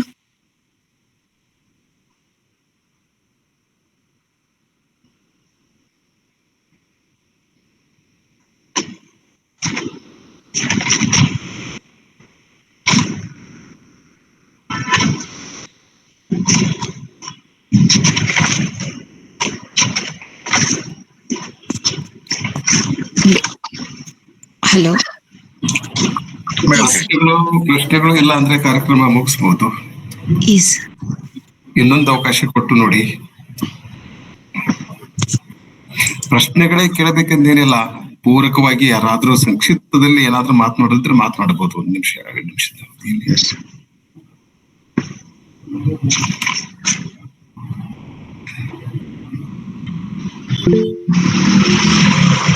ಕಟ್ಟಿ ಅಂದ್ರೆ ಚರ್ಚೆ ಇರಬೇಕು. ಚರ್ಚೆ ಇರದೆ ಗಗನ್ ಮಾತಾಡ್ತೀರಾ? ಹಾ ಮ್ಯಾಮ್ ಮಾತಾಡಿ. ನಮಸ್ಕಾರ ಸರ್. ನಮಸ್ಕಾರ ಸರ್. ನಮಸ್ಕಾರ ಗಗನ್ ಅವರೇ. ನೀವು ಈ ಹೆನ್ರಿ ಫಿಫ್ತ್ ಅಲ್ಲಿ ಹೇಳಿದ್ರಿ, ಹೆನ್ರಿ ಫಿಫ್ತ್ ತುಂಬಾ ವೈಸ್ ಆಗಿ ಎಲ್ಲ ಡಿಸಿಷನ್ ಅನ್ನ ತಗೋತಾರೆ ಅಂತ. ಆದ್ರೆ ಈ ಪ್ಲೇನ್ ಅಲ್ಲಿ ನೋಡಿದಾಗ ಕೆಲವೊಂದ್ ಕಡೆ ಹೆನ್ರಿ ಫಿಫ್ತ್ ಡಿಸಿಷನ್ ತಗೊಳ್ಬೇಕಾದ್ರೆ ಬೇರೆ ಕ್ಯಾರೆಕ್ಟರ್ಸ್ ಗಳಿಂದ ತುಂಬಾ ಇನ್ಫ್ಲೂಯೆನ್ಸ್ ಆಗ್ತಾರೆ. ಸೊ ಇದ್ರ ಬಗ್ಗೆ ನಿಮ್ಮ ಒಪಿನಿಯನ್ ಏನ್ ಸರ್? ನಾನು ಅದನ್ನು ಕೂಡ ನಿಮ್ಗೆ ಹೆಸರು ಹೇಳೋದ್ರ ಮುಖಾಂತರವಾಗಿ ಹೇಳಿದ್ದೀನಿ. ವಿಲಿಯಮ್ಸನ್ ಅವರು ಮತ್ತೆ ಅವನ ಕೆಲವು ಜನ ಬಾಲ್ಯ ಸ್ನೇಹಿತರು ಅದರಲ್ಲಿ ಬದ್ಧವಾಗಿರೋರು, ಎಲ್ರಿಂದನೂ ತಗೊಳಲ್ಲ.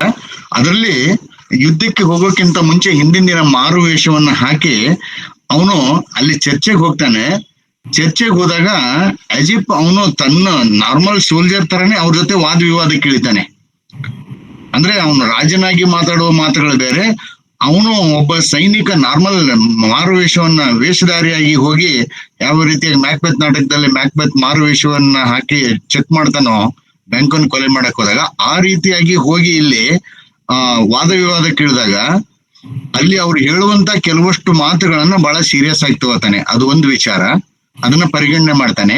ಪ್ರತಿಯೊಬ್ಬರಿಗೂ ಕೂಡ ಪ್ರಾಮಾಣಿಕವಾಗಿ ಸ್ಪಷ್ಟವಾಗಿ ದೇಶದ ರಕ್ಷಣೆಗೋಸ್ಕರ ಮತ್ತು ಧರ್ಮದ ರಕ್ಷಣೆಗೋಸ್ಕರ ಹೇಳುವಂತ ಪ್ರತಿಯೊಬ್ಬರ ಮಾತುಗಳನ್ನು ಅವನು ಕೇಳ್ತಾನೆ. ಅದರಲ್ಲಿ ವಿಶೇಷವಾಗಿ ಇದೊಂದು. ಎರಡನೇದು, ವಿಲಿಯಮ್ಸ್ ಅನ್ನುವಂತ ಅವರು ಹೇಳುವ ಮಾತುಗಳನ್ನು ಕೂಡ ಬಹಳ ಸೀರಿಯಸ್ ಆಗಿ ತಗೋತಾನೆ. ಇದು ಅವನು ಪ್ರಭಾವಕ್ಕೊಳಗಾಗ್ತಾನೆ ಅನ್ನೋದನ್ನು ಕೂಡ ನಾನು ಹೇಳಿದ್ದೀನಿ. ಇದು ನಮ್ಮ ಒಂದು ಸಂಸ್ಕೃತಿಯಲ್ಲಿ ಬರ್ಬೇಕು. ಯಾವುದೇ ಒಬ್ಬ ದೊಡ್ಡ ವ್ಯಕ್ತಿ ಅಧಿಕಾರಕ್ಕೆ ಹೋದಾಗ ಅನೇಕ ವಿಚಾರಗಳನ್ನ ಮರೆಯುವಂತ ಸಂದರ್ಭ ಮತ್ತು ಇಗ್ನೋರ್ ಮಾಡುವಂತ, ನೆಗ್ಲೆಕ್ಟ್ ಮಾಡುವಂತ ಸಂದರ್ಭ ಇರುತ್ತೆ. ಅವಾಗ ನಾವು ಅದನ್ನ ಹೇಳಲೇಬೇಕಾಗತ್ತೆ. ನಾವು ಅನೇಕ ನಾಟಕಗಳಲ್ಲಿ ನೋಡಿದ್ದೇವೆ. ನಾವು ಈ ಅಕ್ಬರ್ ಬೀರ್ಬಲ್ಗೆ ಹೇಳುವಂತ ಮಾತುಗಳು, ಬಿಜ್ಜಳ ರಾಜನಿಗೆ ಬಸವಣ್ಣವ್ರು ಹೇಳುವಂತ ಮಾತುಗಳು, ಚಾಣಕ್ಯ ಅವ್ರು ಹೇಳುವಂತ ಮಾತುಗಳು. ಆಮೇಲೆ ಕೆಲವು ಸರಿ ಅವ್ರಿಗೆ ದೊಡ್ಡ ಅಧಿಕಾರ ಇರಲ್ಲ, ಆದ್ರೆ ದೇಶದ ಬಗ್ಗೆ ಮತ್ತೆ ಹೋರಾಟದ ಬಗ್ಗೆ ಏನ್ ಮಾಡ್ಬೇಕು ಅನ್ನೋದು ಚೆನ್ನಾಗಿ ಗೊತ್ತಿರುತ್ತೆ. ಅದನ್ನ ರಾಜನಾದವನಿಗೆ ಅವರು ಬಹಳ ಸೀರಿಯಸ್ ಆಗಿ ಸ್ಪಷ್ಟವಾಗಿ ಹೇಳ್ತಾರೆ. ಅದರಲ್ಲಿ ಒಂದು ಇದರಲ್ಲಿ ಹೇಳೋದಾದ್ರೆ ಇಲ್ಲಿ ಲೆಫ್ಟಿನೆಂಟ್ ಬಾರ್ಡೋಲ್ಪ್ ಅಂತ ಬರ್ತಾನೆ. ಇವನು ಮೂಲತಃ ಲಂಡನ್ದವನು. ಹೆನ್ರಿಯ ಜೊತೆಗಲೇ ಇರ್ತಾನೆ ಯಾವಾಗ್ಲೂ. ಹೆನ್ರಿ ಜೊತೆಗಿದ್ದು ಇವನು ಬಹಳ ಸ್ಪಷ್ಟವಾಗಿ ಹೇಳ್ತಾ ಇರ್ತಾನೆ, ಯಾರಿಗೆ ರಾಜನಿಗೆ ಸೀರಿಯಸ್ ಆಗಿ ತಗೋತಾನೆ. ಆದ್ರೆ ಇವನು ಕೆಲವಷ್ಟು ಸಂದರ್ಭದಲ್ಲಿ ಹಳಿ ತಪ್ಪಿದಾಗ ಅವನ ಮಾತುಗಳನ್ನ ಪರಿಗಣಿಸಲ್ಲ. ಅವನು ಚೆನ್ನಾಗಿದ್ದಾಗ, ಈಗ ಉದಾಹರಣೆಗೆ ಹೇಳ್ತೀವಿ ನಾವು, ಈಗ ಒಂದು ಸಂದರ್ಭದಲ್ಲಿ ಯಾವುದೋ ಒಂದು ಕಾರಣಕ್ಕೆ ನಾವು ಸಮಾಜದಲ್ಲಿ ನೋಡ್ತೀವಿ, ದೊಡ್ಡ ದೊಡ್ಡ ವ್ಯಕ್ತಿಗಳು ಕೂಡ ಬೇರೆ ಬೇರೆ ಕೆಲಸ ಮಾಡೋದ್ರ ಜೊತೆಗಿರ್ತಾರೆ. ಅದನ್ನೇ ನಾನು ಉದಾಹರಣೆ ಕೊಟ್ಟು ಹೇಳಿದೆ. ಕೆಸರಿನಲ್ಲಿರುವಂತ ಕಮಲದ ತರ ಇಲ್ಲಿ ಹೆನ್ರಿ ಫಿಫ್ತ್ ಯಾರ ಮಾತನ್ನ ಕೇಳಿದ್ರು ಕೂಡ ಯಾವ್ದನ್ನ ಎಷ್ಟನ್ನ ಪರಿಗಣನೆ ಮಾಡಬೇಕು ಅನ್ನೋದನ್ನ ನಿರ್ಧಾರ ಇದೆಯಲ್ಲ, ಡಿಸಿಷನ್ ಮೇಕಿಂಗು, ಅದನ್ನ ಬಹಳ ಪ್ರಾಯೋಗಿಕವಾಗಿ ಮತ್ತು ವೈಜ್ಞಾನಿಕವಾಗಿ ತಗೋತಾನೆ. ಯಾಕಂದ್ರೆ ಒಬ್ರು ಅಧಿಕಾರಕ್ಕೆ ಹೋದ್ಮೇಲೆ ಹೇಳೋರೆಲ್ಲ ಹೊಗಳು ಭಟ್ರು, ಏನೆಲ್ಲ ಹೇಳೋರು, ಕಿಣಿ ಹಿಂಡೋರು, ಪಿತೂರಿ ಮಾಡೋರು ಎಲ್ಲರೂ ಬರ್ತಾರೆ. ಆದ್ರೆ ಯಾವ್ದನ್ನ ಎಷ್ಟರ ಮಟ್ಟಿಗೆ ಕೇಳ್ಬೇಕು, ಯಾವ್ದನ್ನ ತಿರಸ್ಕಾರ ಮಾಡ್ಬೇಕು, in the interest of state and nation, ಅವನು ಸೂಕ್ತವಾದ ನಿರ್ಧಾರಗಳನ್ನು ತಗೊಳ್ಳೋದ್ರಲ್ಲಿ ಅಲ್ಲಿ ಪರಿಗಣನೆಯನ್ನು ಮಾಡ್ತಾನೆ. ಅದರಲ್ಲಿ ನಾನು ಹೇಳಿದೆ ವಿಲಿಯಮ್ಸನ್ ಅವ್ರದನ್ನ ಬಹಳ ಸೀರಿಯಸ್ ಆಗಿ ತಗೋತಾನೆ. ಹೌದು, ಇವನು ಹೇಳೋದು ಎಲ್ಲ ಸತ್ಯ ಇದೆ ಅಂತ ಹೇಳ್ಬಿಟ್ಟು. Thank you sir. ಓಕೆ ಗನ್. ನಮಸ್ಕಾರ, ನಾನು ಡಾಕ್ಟರ್ ಸಿ ವಿ ಮೃಗರ್ಮಠ್, ಸರ್ಕಾರಿ ಪದವಿ ಕಾಲೇಜು ಧಾರವಾಡದಿಂದ, ಹಾಗೂ ಕೋಟಿಯವರ ಆತ್ಮೀಯ ಸ್ನೇಹಿತ. ಅವರ ಒಂದು ಸ್ನೇಹಿತನಾಗಿರೋದ್ರಿಂದ ನನಗೆ ಅವಾಗ ಈ ಇಂಗ್ಲಿಷ್ನ ಒಂದು ಲಿಟ್ರೇಚರ್ ಅನ್ನ ಕೇಳುವಂತ ಅವಕಾಶ ಕೂಡಿ ಬರ್ತಾ ಇದೆ. ಇದ್ರಲ್ಲಿ ನನಗೊಂದು ತುಂಬಾ ಇಷ್ಟ ಆಗಿದ್ದೇನಪ್ಪಾ ಅಂತಂದ್ರೆ, ಈ ಧಾರವಾಡ ಕಟ್ಟೆಗೂ ಮತ್ತು ಎಲ್ಲ ಬಳಗಕ್ಕೂ ಕೂಡ ಧನ್ಯವಾದಗಳನ್ನ ಹೇಳಕ್ ಇಷ್ಟಪಡ್ತಾ ಇದೀನಿ. ಯಾಕಂದ್ರೆ ಸ್ನೇಹಿತರ ಮುಖಾಂತರ ನಾವು ಇಂಗ್ಲಿಷಿನ ಒಂದು ಕೆಲವೊಂದಿಷ್ಟು ಇದನ್ನ ಅರ್ಥ ಮಾಡ್ಕೊಳ್ಳೋಷ್ಟು ನಮ್ಗೆ ಒಂದು ಅವಕಾಶ ಸಿಗ್ತಾ ಇದೆ. ಎಲ್ಲಕ್ಕಿಂತ ಹೆಚ್ಚಾಗಿ ನನ್ಗೆ ಇಷ್ಟ ಆಗಿದೆ ಏನಪ್ಪಾ ಅಂತಂದ್ರೆ, ಇದನ್ನ ನೀವು ಏನೇ ಒಂದು ಇಂಗ್ಲಿಷಿನ ಒಂದು ಇದನ್ನ ಹೇಳಿದ್ರು ಕೂಡ, ನಾನೊಬ್ಬ ವಿಜ್ಞಾನದ ವಿದ್ಯಾರ್ಥಿ, ಸೊ ಹಿಂಗಾಗಿ ನಮ್ಗೊಂದು ಕ್ಯೂರಿಯಾಸಿಟಿ ಇದ್ದೇ ಇರುತ್ತೆ, ಇವ್ರು ಇಂಗ್ಲಿಷ್ ನಲ್ಲಿ ಏನ್ ಮಾಡ್ತಾರೆ, ಏನ್ ಕಲಿಸ್ತಾರೆ ಅನ್ನೋದು. ನೀವು ಇಂಗ್ಲಿಷ್ ನ ಯಾವ್ದೋ ಒಂದು ಸ್ಟೋರಿನ ಹೇಳೋದ್ ಮುಖಾಂತರ ಅದ್ ಕೊನೆಯಲ್ಲಿ ಅದನ್ನ ಒಂದು ಜೀವನದ ಒಂದು ನಾವು ಫಿಲಾಸಫಿಕಲ್ ಇದು ಅಂತ ಏನೋ ಹೇಳ್ತೀವಲ್ಲ, ಅದಕ್ಕೆ ನೀವು ಬಂದು ಟಚ್ ಮಾಡ್ತೀರ ಅದನ್ನ. ಅದು ನನಗೆ ತುಂಬಾ ಇಷ್ಟ ಆಗುತ್ತೆ. ಯಾಕಂದ್ರೆ ಯಾವುದೇ ವಿಜ್ಞಾನ ಇರ್ಬೋದು, ಒಂದು ಇಂಗ್ಲಿಷ್ ಇರ್ಬೋದು, ಯಾವುದೇ ಸಬ್ಜೆಕ್ಟ್ ಇದ್ರೂ ಕೂಡ ultimately it should come to the life ಅಥವಾ ಫಿಲಾಸಫಿ ಅಂತ ಏನ್ ಹೇಳ್ತೀವಿ, ಅದಕ್ಕೆ ಬಂದ ಲಿಂಕ್ ಆದ್ರೆ ಮಾತ್ರ ಅದು ಸಾರ್ಥಕ ಅನ್ನೋದು ನನ್ನ ಒಂದು ಅಭಿಪ್ರಾಯ. ಅದನ್ನ ನೀವು ಡೋನರ್ ಅವರು ಕೊನೆಯಲ್ಲಿ ಅದನ್ನ ತುಂಬಾ ಅರ್ಥಪೂರ್ಣವಾಗಿ 1-2 ಮಾತಲ್ಲಿ ಅದನ್ನ ಹೇಳಿದ್ರು. ಮನುಷ್ಯನಿಗೆ ಕೊನೆಗೆ ಬೇಕಾಗೋದು 3-6 ಗೋರಿ ಮಾತ್ರ, ಅಲ್ಲಿ ಇವನ್ ಪ್ರಾಣಿಗಳು ಕೂಡ ಒಮ್ಮೆ ವಿಸರ್ಜನೆ ಮಾಡುವಂತ ಸಂದರ್ಭ ಬರುತ್ತೆ ಅಂತಂದ್ರೆ ನಾವೇನು ಕಲ್ಪನಾ ಲೋಕದಲ್ಲಿ ಇರ್ತೀವಿ, ಅದೊಂದು ರಿಯಾಲಿಟಿ ಒಂದು ತುಂಬಾ ಚೆನ್ನಾಗಿ ಇದನ್ನ ಕೋಟಿ ಸರ್ ತಮ್ಮ ಇಡೀ ಒಂದು ಇದ್ರ ಮುಖಾಂತರ ಅದನ್ನು ಕೂಡ ಪ್ರಸ್ತುತಪಡ್ತಾ ಬಂದ್ರು. ಕೊನೆಯಲ್ಲಿ ಅದನ್ನು ಕೂಡ ಡೋನರ್ ಸರ್ ಅದನ್ನ ನೀಟಾಗಿ ಅದನ್ನ 1-2 ಪಾಯಿಂಟ್ ಅಲ್ಲಿ ಅದನ್ನ ಸಾರಾಂಶವನ್ನ ಹೇಳಿದ್ರು. ಸೊ ಧಾರವಾಡ ಕಟ್ಟೆಗೂ ಹಾಗೂ ಕೋಟಿ ಸರ್ಗೂ ಈ ಒಂದು ಅವಕಾಶಕ್ಕಾಗಿ ತುಂಬದಿಂದ ಧನ್ಯವಾದಗಳನ್ನ ಅರ್ಪಿಸ್ತೀನಿ. Koti sir, it's very well presented and neatly presented lecture ಅಂತ ಹೇಳಿಕೆ ಇಷ್ಟಪಡ್ತೀನಿ. Thank you sir, thank you very much. Sir thank you C V Math sir. Sir ಡೋನರ್ ಸರ್, ನಾವು ಧಾರವಾಡಕ್ಕೆ ಹೋದ್ರೆ ಮನೆಯಲ್ಲಿ ಊಟ ಮಾಡಲ್ಲ, ಇವರೇ ನಮ್ಗೆ ಭಿನ್ನಾಯ ಮಾಡಿಸೋದು ಸರ್. ಅಷ್ಟೊಂದು ಆತ್ಮೀಯರಾಗಿದ್ದೀವಿ. ಜೊತೆಗೆ ಇವ್ರಿಗೆ ಕೆಲವಷ್ಟು ಜನಕ್ಕೆ ಏನಾಗಿದೆ ಅಂದ್ರೆ, ಈ ಸಾಹಿತ್ಯ ಇಂಗ್ಲಿಷ್ ಮೇಷ್ಟ್ರುಗಳಂತಂದ್ರೆ ಇವ್ರೆಲ್ರು ಹಿಂಗೆ ಅನ್ನುವಂಥದ್ದು ಒಂದು, ನೀವು ಇಂಗ್ಲಿಷ್ನವ್ರು ಬೇರೆ ತರ ಯೋಚನೆ ಮಾಡ್ತೀರಾ ಅಂತ. ಅದಕ್ಕೆ ನಾನು ಆಕ್ಚುಲಿ ಸೈನ್ಸ್ ಸ್ಟೂಡೆಂಟ್ ನಿಮ್ಮಂಗೆ. PUC ಆದ್ಮೇಲೆ ಈ BE ಮೆಡಿಕಲ್ ಬಿಟ್ಟು KCD ಬಂದಾಗ ನನ್ನ ಒಂದು ಸಾಹಿತ್ಯ ಪ್ರಜ್ಞೆಯನ್ನ ಬದಲಾವಣೆ ಮಾಡಿದವರು ನಮ್ಮ ಪ್ರೊಫೆಸರ್ಸ್ ಅಂತ ಹೇಳ್ಬೋದು. ಅವಾಗ ಹೇಳುವಾಗ ಒಂದ್ ಮಾತು ಹೇಳ್ತಿದ್ರು ಅವರು, ಲಿಟ್ರೇಚರ್ ಮಿರರ್ಸ್ ದ ಲೈಫ್. ಅದು ಜೀವನವನ್ನ ಪ್ರತಿಬಿಂಬಿಸುತ್ತೆ. ಲಿಟ್ರೇಚರ್ ರಿಫ್ಲೆಕ್ಟ್ಸ್ ದ ಲೈಫ್ ಅಂತ. ನಿಮ್ಮ ಸೈನ್ಸ್, ನಿಮ್ ಫಿಸಿಕ್ಸ್ ಪದದಲ್ಲಿ ಹೇಳೋದಾದ್ರೆ ಲಿಟ್ರೇಚರ್ ರಿಫ್ಲೆಕ್ಟ್ಸ್ ದ ಲೈಫ್. ಅದು ಇನ್ನೊಂದು ದಾರಿಗೆ, ಅದನ್ನ ಓದಿದಾಗ ಇನ್ನೊಂದು ದಾರಿಗೆ ಹತ್ತುತ್ತೆ. ಮತ್ತೆ ಈ ಲಿಟ್ರೇಚರ್ ನಲ್ಲಿ ಬರುವಂತ ಎಲ್ಲಾ ಪಾತ್ರಗಳು ಕೂಡ ಸಮಾಜದಲ್ಲಿ ಇದಾವೆ. ನಮ್ಮ ಮನೆಗಳಲ್ಲಿದ್ದಾವೆ, ನಿಮ್ಮ ಮನೆಗಳಲ್ಲಿದ್ದಾವೆ, ನಿಮ್ಮ ಗಲ್ಲಿಗಳಲ್ಲಿದ್ದಾವೆ, ಧಾರವಾಡದಲ್ಲಿದ್ದಾವೆ, ಕರ್ನಾಟಕದಲ್ಲಿದ್ದಾವೆ, ಬೇರೆ ಬೇರೆ ರಾಜ್ಯದಲ್ಲಿದ್ದಾವೆ. ಆದ್ರೆ ಹೆಸರುಗಳು ಬೇರೆ ಇರ್ತಾವ ಅಷ್ಟೇ. ಇವತ್ತು ಜೂಲಿಯಸ್ ಸೀಸರ್ ಇದ್ದಾನೆ, ಮಾರ್ಕ್ ಆಂಟೋನಿ ಇದ್ದಾರೆ, ಬ್ರೂಟಸ್ ಇದ್ದಾರೆ, ಹೆನ್ರಿ ಫಿಫ್ತ್ ನಂತರೂ ಇದ್ದಾರೆ, ದೇಶಭಕ್ತರು ಇದ್ದಾರೆ. ಅದಕ್ಕೆ ಇನ್ನೂ ಒಂದು ಮಾತು ಲಿಟ್ರೇಚರ್ ಬಗ್ಗೆ ಬಹಳ ಚೆನ್ನಾಗಿ ಕಲಿಸ್ತಾ ಇದ್ರು KCD ನಲ್ಲಿ. Literature is a life seen through temperament ಅಂತ. ನಾವು ಯಾವ ರೀತಿಯಾಗಿ ಅದನ್ನ ತಗೋತೀವಿ, ಇದನ್ನ ನಾವು ಮೇಲಿನ ಮೇಲೆ ಲಿಟ್ರೇಚರ್ ನ ಟಚ್ ಅಲ್ಲಿ ಇದ್ದಾಗ ಗೊತ್ತಾಗುತ್ತೆ. ವಿಲಿಯಂ ಹ್ಯಾಜ್ಲೆಟ್ ನ ಒಂದು ಎಸ್ಸೆಯನ್ನ ಓದಿದಾಗ, ಮೈ ಅಕ್ವೆಂಟೆನ್ಸ್ ವಿತ್ ಓಲ್ಡ್ ಬುಕ್ಸ್ ಅಂತ ಓದಿದಾಗ, ಅಂದ್ರೆ ಫ್ರೀಕ್ವೆಂಟ್ ಆಗಿ ನೀವು ಓದಿದಾಗ, ಆ ಲಿಟ್ರೇಚರ್ ನಮ್ಗೆ ಭಿನ್ನವಾಗಿ ಬೇರೆ ಬೇರೆ ಇಂಟರ್ಪ್ರಿಟೇಷನ್ ಅನ್ನ ನಮ್ಮ ವಿಚಾರಧಾರೆ ಮತ್ತು ನಮ್ಮ ಕ್ರಿಟಿಕಲ್ ಥಿಂಕಿಂಗು, ರಿಸರ್ಚ್ ಮೈಂಡ್ ಇಂದ ನೋಡಿದಾಗ ಬೇರೆ ಬೇರೆ ಇಂಟರ್ಪ್ರಿಟೇಷನ್ ಗಳನ್ನ ಕೊಡುತ್ತೆ. ಹಾಗಾಗಿ ನೀವು ಕೂಡ ಸಾಹಿತ್ಯದಲ್ಲಿ ಆಸಕ್ತಿ ವಹಿಸಿದ್ದಕ್ಕೆ, ನಿನ್ನೆ ಒಬ್ರು ಹಿರಿಯರು ಹೇಳ್ತಾ ಇದ್ರು, physics professor of Mysuru university ಅವರು, ನಾವು ಸಾಹಿತ್ಯ ಅಂದ್ರೆ ಏನೇ ಅನ್ಕೊಂಡ್ಬಿಟ್ಟಿದೀವಿ. ವಸಂತ್ ಕುಮಾರ್ ಅವರು ಮಾತಾಡಿದಾಗ, ಇಲ್ಲ ನಮ್ಗೆ ಸಾಹಿತ್ಯದಲ್ಲಿ ಆಸಕ್ತಿ ಬಂತು, ಫಿಸಿಕ್ಸ್ನೇ ನಾವು ಗ್ರೇಟ್ ಅನ್ಕೊಂಡ್ಬಿಟ್ಟಿದೀವಿ, ನಮ್ಗೊಂದ್ ಸ್ವಲ್ಪ ಅಹಂ ಭಾವನೆ ಇರುತ್ತೆ, ಫಿಸಿಕ್ಸ್ ನವ್ರು ನಾವು ಬಹಳ ಸುಪೀರಿಯರ್ ಅಂತ. ಆದ್ರೆ ನೀವು ಸಾಹಿತ್ಯದಿಂದ ನಮ್ಮನ್ನ ಮನಮುಟ್ಟುವಂತೆ ಮಾಡಿದ್ರಿ ಅಂತೇಳಿ. ನೀವು ಹೇಳೋ ಅಪವಾದನೂ ಒಂದು ಕೂಡ ಇದೆ ಇಂಗ್ಲಿಷ್ ಮೇಷ್ಟ್ರ ಮೇಲೆ ಕನ್ನಡ ಮೇಷ್ಟ್ರಗಳ ಮೇಲೆ, ಏನಂದ್ರೆ ಅವ್ರು ಯೋಚನೆ ಮಾಡೋದೇ ಭಿನ್ನವಾಗಿ ಅಂತ. ಇದು ಸಾಹಿತ್ಯ ಕಲಿಸ್ಕೊಡುವಂತ ಪಾಠ. ಮತ್ತೆ ನಾನು ಏನಾದ್ರೂ ಜೀವನದಲ್ಲಿ ಬದಲಾಗಿದ್ರೆ, ಪೊಲೀಸ್ ಡಿಪಾರ್ಟ್ಮೆಂಟ್ ಅಲ್ಲಿ ಡೆಲ್ಲಿಯಲ್ಲಿ ಇದ್ದವನು ಬದಲಾಗಿದ್ರೆ, ನಾನು ಸಾಹಿತ್ಯ ಓದನೆ ಬದಲಾಗಿದ್ದೇನೆ. ನನ್ನ ಜೀವನದ ಸ್ನೇಹ ಮತ್ತು ಸಂಬಂಧಗಳು ಗಟ್ಟಿಯಾಗಿ ಉಳಿದಿರೋದನ್ನ ಸಾಹಿತ್ಯ ಕಲಿಸಿರುವಂತ ಪಾಠ. ಅಷ್ಟು ಹೇಳಬಲ್ಲೆ ಸರ್. ನಿಮ್ಮ ಒಂದು ಫೀಡ್ಬ್ಯಾಕ್ ತುಂಬಾ ಥ್ಯಾಂಕ್ಸ್ ನನಗೆ. Thank you very much.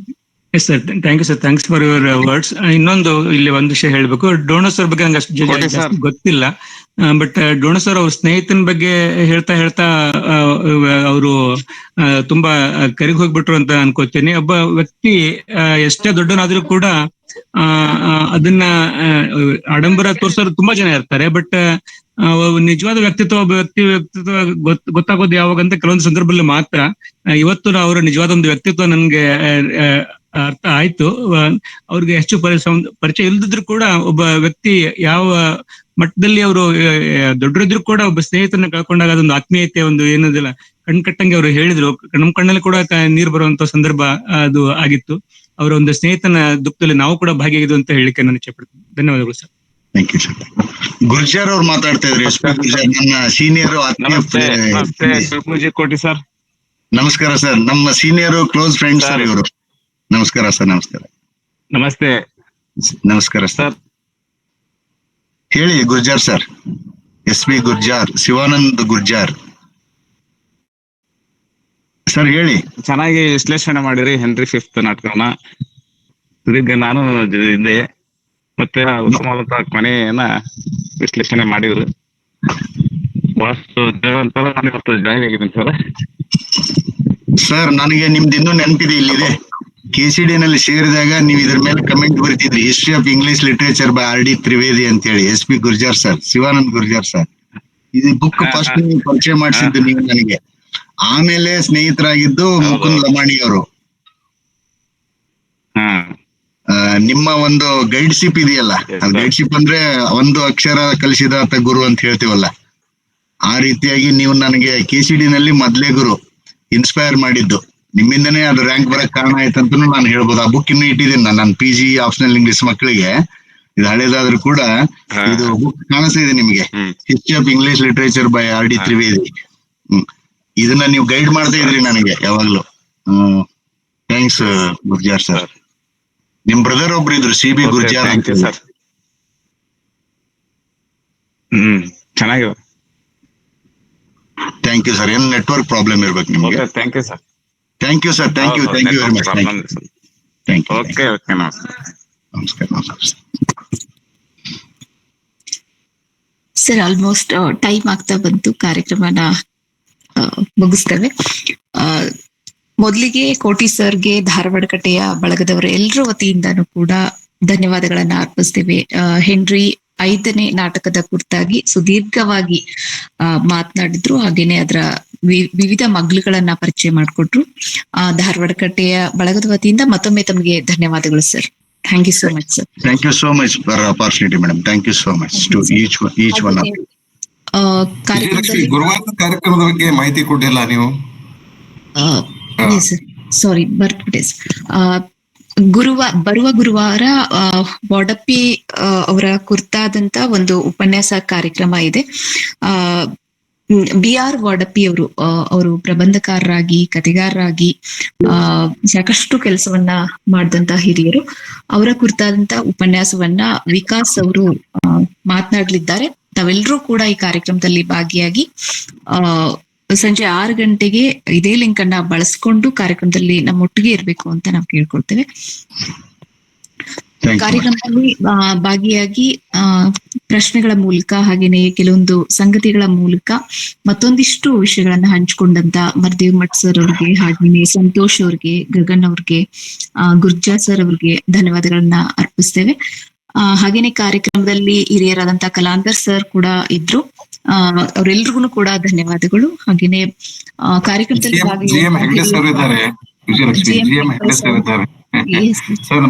ಬಹಳ ಸಂತೋಷ ಆಯ್ತು ನಿಮ್ಮನ್ನ ನೋಡಿ. ನಮಸ್ತೆ ಸರ್. ಧನ್ಯವಾದಗಳು ಸರ್. ಕೆಲವು ದಿನಗಳಿಂದ ಸರ್ ಯಾವಾಗ್ಲೂ ಕೂಡ ನಮ್ ಜೊತೆಗಿರ್ತಾರೆ. ಇದೇ ತರ ಅವರ ಆಶೀರ್ವಾದನೂ ಕೂಡ ಬೇಕು.